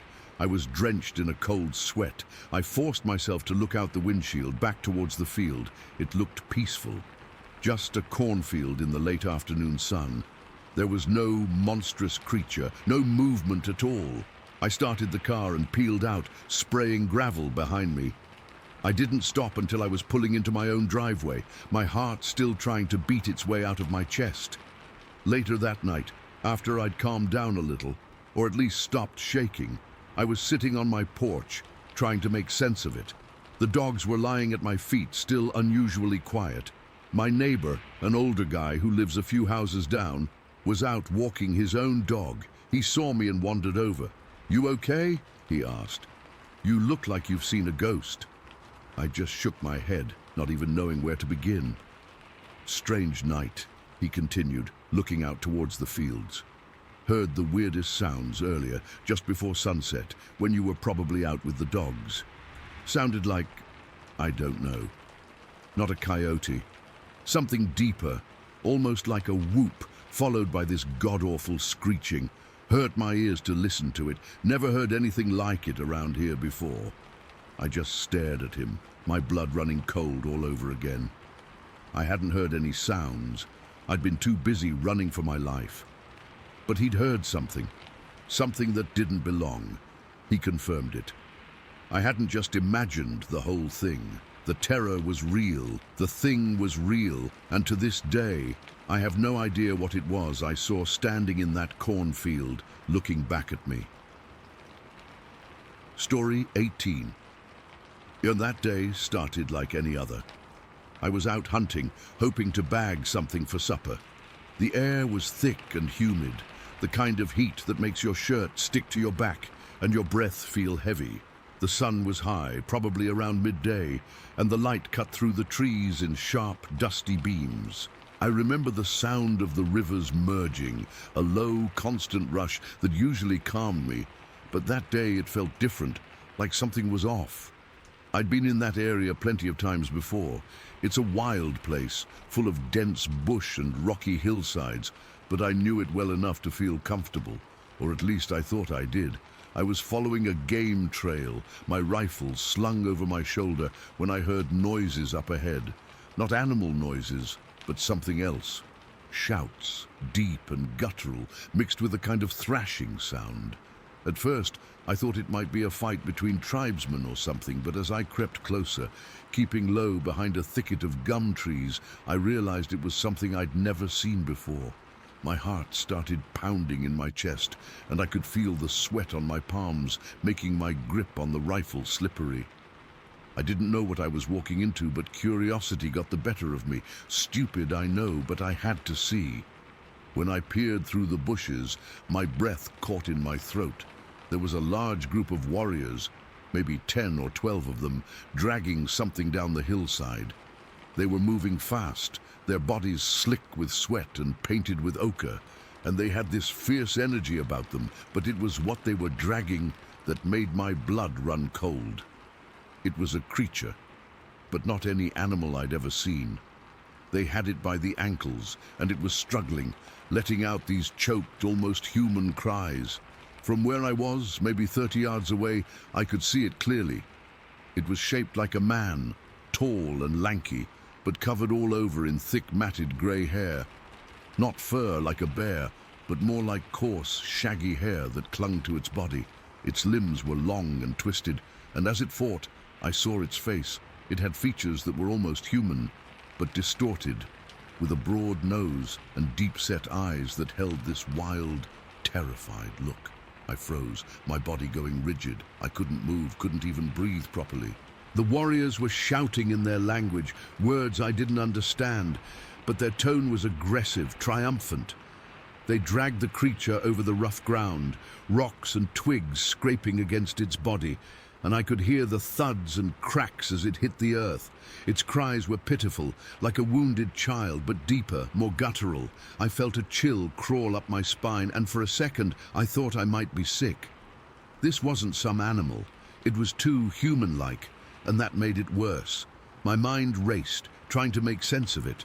I'd heard stories from the Aboriginal folks about yowies or other hairy beings, but I always brushed them off as myths. Now, seeing this thing up close, I knew they were real. The warriors brought it to a clearing near the riverbank, and that's when the real horror began. They surrounded it, their spears and clubs raised, and the creature thrashed wildly, its arms flailing. I could see its muscles straining under that grey hair, and the smell hit me. A mix of damp earth, sweat, and something else, something metallic and foul, like old blood. One of the warriors, a tall man with scars across his chest, stepped forward and drove a spear into its side.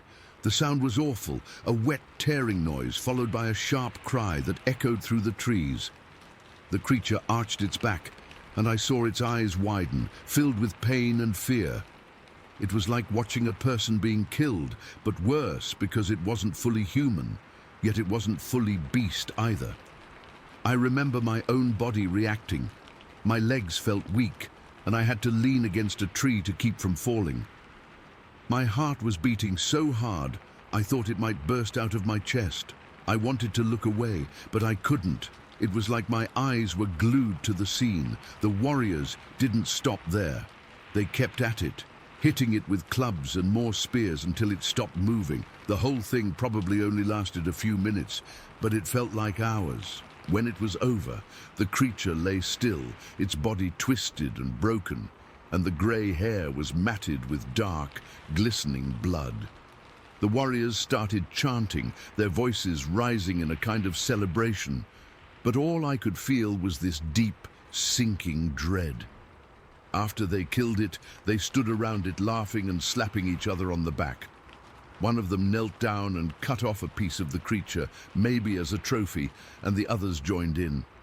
I saw them handling its limbs, and I noticed how human-like the hands were, long fingers with nails, not claws. That detail stuck with me. It made me think about what this thing was. Was it some kind of unknown species, a missing link? My mind was spinning with questions, but I was too scared to move or make a sound. I just stayed hidden, praying they wouldn't spot me. The celebration went on for a while, and I could hear them talking in their language, their voices excited. I didn't understand the words, but I got the sense they were proud of what they'd done. Maybe they saw it as a threat, or maybe it was part of some ritual. I don't know. All I know is that I felt this overwhelming sense of wrongness. This creature, whatever it was, didn't belong in my world, and seeing it die like that left me shaken to the core.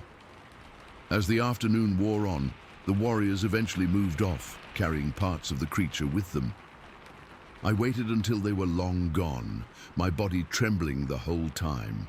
The sun was starting to dip lower, casting long shadows across the clearing, and the air grew cooler. When I finally dared to step out from behind the trees, the silence was deafening.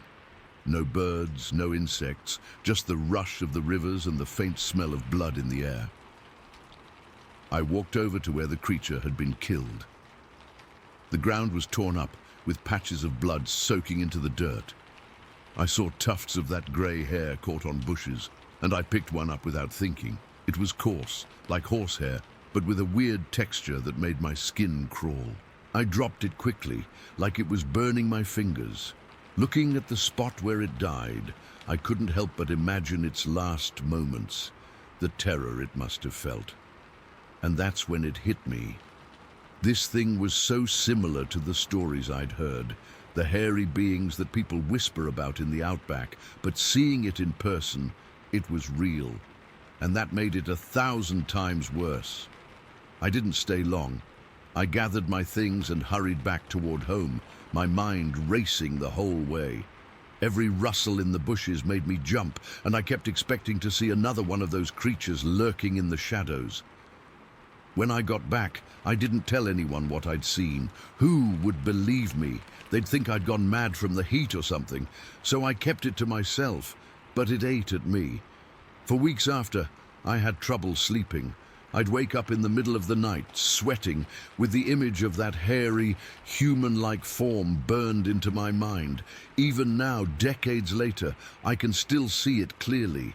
The way it moved, the sound of its cries, the look in its eyes, it's all stuck with me. I've spent years wondering what it was. Was it a yahi, like some folks say, or something else entirely? I don't have answers, and that's the worst part, the not knowing. Sometimes when I'm out in the bush, I get this feeling like I'm being watched, and I wonder if there are more of them out there. But I never saw another one, and part of me is glad for that. The end of that day was just as abrupt as the killing itself. I left the junction and never went back to that exact spot. The creature was dead, but its memory haunted me, and still does.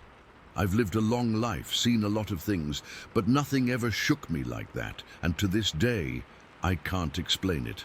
I just know what I saw, and it's something I'll carry with me until I'm gone. Story 19. All right, I'm just gonna type this out. I've been sitting on it for a while, but I keep seeing stories on here that sound a lot like what happened to me, and I guess I need to get it off my chest. I've never posted anything like this before, but I can't shake the feeling that if I don't, it's just gonna eat me up inside. So here goes. My name's Greg. I live in Flagstaff, Arizona. I've been mountain biking since I was a teenager. It's my thing, you know, the thing that keeps me sane. After a long week, I'd just get on my bike and disappear into the Coconino National Forest for a few hours. I knew the trails around the Mogollon Rim like the back of my hand, or at least I thought I did. This happened in March of last year, 2021. It was a Tuesday, I remember, because I'd taken a personal day from work. The weather was perfect, cool but not cold, with a clear blue sky. I'd packed my usual gear, water, a protein bar, a basic toolkit, and my phone. Though service out there is spotty at best. I wasn't planning anything crazy, just a solo ride on one of the more remote trails, one I'd done a dozen times before. It was a trail that required some effort to get to, which usually meant I had the whole place to myself. That day, that's exactly what I wanted. I parked my truck at the trailhead around 1 in the afternoon. The lot was empty, which was normal for a weekday. I remember the sound of my truck door closing echoing in the quiet. I got my bike out, did a quick check on the tires and brakes, and just started pedaling. The beginning of the trail is all uphill, a real leg burner, but I was used to it. The air smelled like pine and damp earth, the way it always does after the snow melt. It was peaceful. For the first 40 minutes or so, everything was normal. Just me, my breathing, and the sound of the tires crunching over gravel and pine needles. It was when I got to the high point of the trail, a ridge that overlooks a steep canyon, that things started to feel off. I'd stopped for a second to take a sip of water, and I realized it was quiet. I mean, dead quiet. A forest is never completely silent. There's always something. The scuttle of a squirrel, the call of a bird, the wind in the treetops. This was an absence of sound. It was like someone had thrown a heavy blanket over everything. I remember feeling a prickle on the back of my neck, this little internal alarm bell that I usually ignore. I shrugged it off. Maybe a predator was nearby, a mountain lion or something, and the smaller animals were hiding. It happens. I got back on my bike and started the descent. This part of the trail is fun, winding, technical, with a lot of tight turns between thick stands of ponderosa pine. I was picking up speed, focusing on the path ahead, when this smell hit me. It's hard to describe, but I'll try.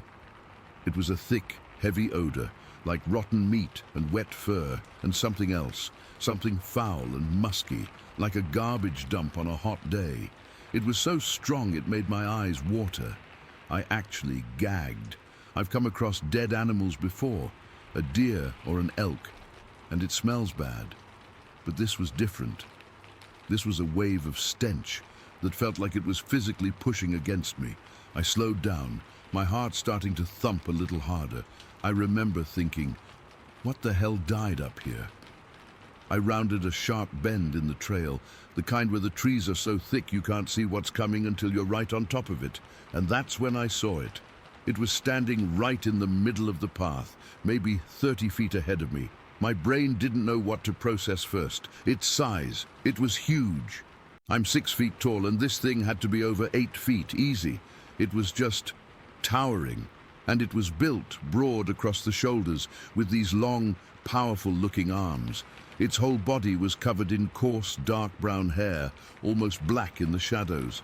It wasn't a bear. I've seen bears. This stood upright, completely straight. But the worst part was its face, or where its face should have been. It was turned toward me, and its eyes, they were fixed on me. They were dark, but they had this weird, sharp awareness in them.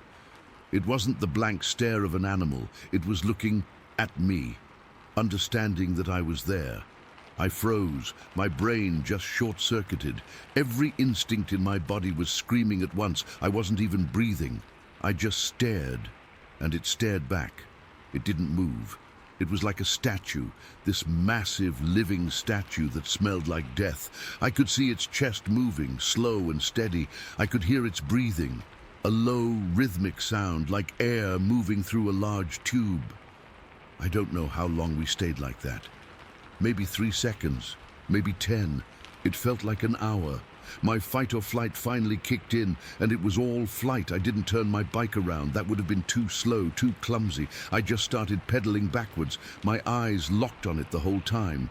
The trail was narrow, and my tires wobbled, but I managed to get some distance, maybe 10 or 15 feet back. Then I wrenched the handlebars around, my muscles feeling like rubber, and I stood on the pedals. I didn't look back. I just started pumping my legs as hard as I could. The trail was slightly uphill here, and for a terrifying second, I felt like I was moving in slow motion, my bike grinding against the incline. That's when I heard it. A heavy, solid thump behind me, then another and another. It was running. The sound was immense, like someone was slamming a sledgehammer into the ground. I could feel the vibrations through my bike frame. Thump, thump, thump. It was closing the distance. I risked a glance over my shoulder and my blood went cold. It was running on 2 legs, with this powerful, loping gait that covered ground terrifyingly fast. Its arms were pumping, its whole body moving with a purpose that was absolutely chilling. It wasn't a clumsy run. It was efficient, powerful, and the smell. Oh God, the smell got even stronger, like it was carrying the stench with it, this cloud of rot that was chasing me. I've never pedaled so hard in my life. Adrenaline was screaming through me. I was so scared I thought I was going to be sick.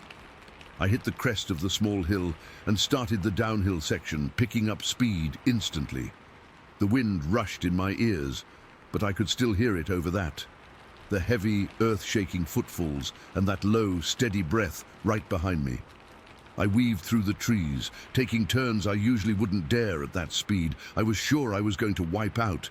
And if I did, that was it. I was dead. Then, out of the corner of my left eye, I saw movement. Something big, keeping pace with me through the trees. It was darker, just a shape, but it was moving silently, effortlessly, weaving between the pines like they weren't even there. It wasn't making any of the pounding noises. The only sound from it was an occasional sharp crack as a branch would snap under its weight. There were 2 of them, one behind me, one flanking me. I've never felt so hunted. It was a coordinated thing. I wasn't just being chased by an animal, I was being herded, run off. My lungs were burning, my legs felt like they were on fire. I was sobbing and gasping for air, but I didn't let up. I knew the trailhead was maybe another mile or so ahead. It felt like 1,000 miles. Somehow, I made it. I burst out of the tree line and into the small dirt parking lot. My truck was the only vehicle there, sitting under the afternoon sun. It was the most beautiful sight I'd ever seen. I didn't even stop my bike. I just rode straight at the driver's side door, slammed on the brakes and practically fell off. I fumbled for my keys, my hands shaking so badly I could barely get the key into the lock. I finally got the door open, threw my bike into the passenger footwell. I didn't care about the dirt or the scratches, and scrambled in, slamming the door and hitting the lock button over and over until I heard all the doors click. I was panting, dripping with sweat, my whole body trembling uncontrollably. I just sat there for a second, my forehead against the steering wheel, trying to catch my breath. The inside of the truck smelled like my old gym bag and coffee, a familiar human smell that was such a relief after that rotting stench. I forced myself to look up, to look out the windshield toward the tree line. It was there, the first one. The one that had been right in front of me on the trail. It was standing at the very edge of the clearing, maybe 50 yards away, half in shadow, half in light. It was just standing there, perfectly still again, watching my truck. Its eyes were locked on me. I could feel it. There was no doubt in my mind that it knew exactly where I was and what I was. We just looked at each other. I was too terrified to even start the engine. I was frozen again, a rabbit in a cage. Then, from deep within the forest, from the direction I'd just come, came 3 sounds. Knock. A pause. Knock. Another pause. Knock. They weren't random. They were deliberate, heavy knocks, like someone was hitting a tree with a giant piece of wood. The sound echoed through the canyon, clear and sharp in the unnatural silence. The creature at the tree line didn't turn its head. It just let out a sound, a low, deep rumble that I felt more than I heard. It vibrated through the floor of my truck. It wasn't a roar, it wasn't a growl. It was a response, a communication. And then it took a step back into the shadows, and it was gone. Just vanished. 1 second it was there. The next, the space between the trees was empty. I sat there for, I don't know how long, maybe 20 minutes, just staring at the spot where it had been. My heart was still hammering against my ribs. I finally got the courage to start the truck. I peeled out of that parking lot, spraying dirt and gravel everywhere, and I didn't look back. I drove straight home, white-knuckling the steering wheel the whole way. The next day, I called my friend Mark. I didn't tell him the whole story, just that I'd seen something weird, and I wanted him to come back out there with me. He's a skeptical guy, but he could tell I was genuinely spooked. We drove out in his Jeep. The parking lot was still empty. We walked down the trail, and I showed him where it happened, the spot where I'd first seen it. The ground was soft there, a mix of dirt and pine duff, and there they were. Footprints. They were massive, longer than my forearm. The detail was what got me. You could see the individual toes, the ball of the foot, the arch. They weren't blurry or smudged. They were perfect, like a cast you'd see in a museum. They led from the middle of the trail right back into the deep woods. And the smell, it was still there, faint but unmistakable. That same rotten, musky odor, hanging in the air like a ghost. Mark just looked at them, then at me, and his face was pale. He didn't say anything. He didn't have to. I sold my bike the following week. I haven't been on a solo ride since. I can't. The appeal is just gone, completely erased. I'm convinced, 100%, that there are things living in those woods that we don't understand. They're intelligent, they're massive, and they're not just hiding, they're waiting, and if you cross into their space, they'll let you know in no uncertain terms that it's theirs. I still have dreams about the silence, the smell, and those eyes just watching me. I don't know what they were. I don't know what the knocks meant. I just know what I saw, and I know I never, ever want to see it again.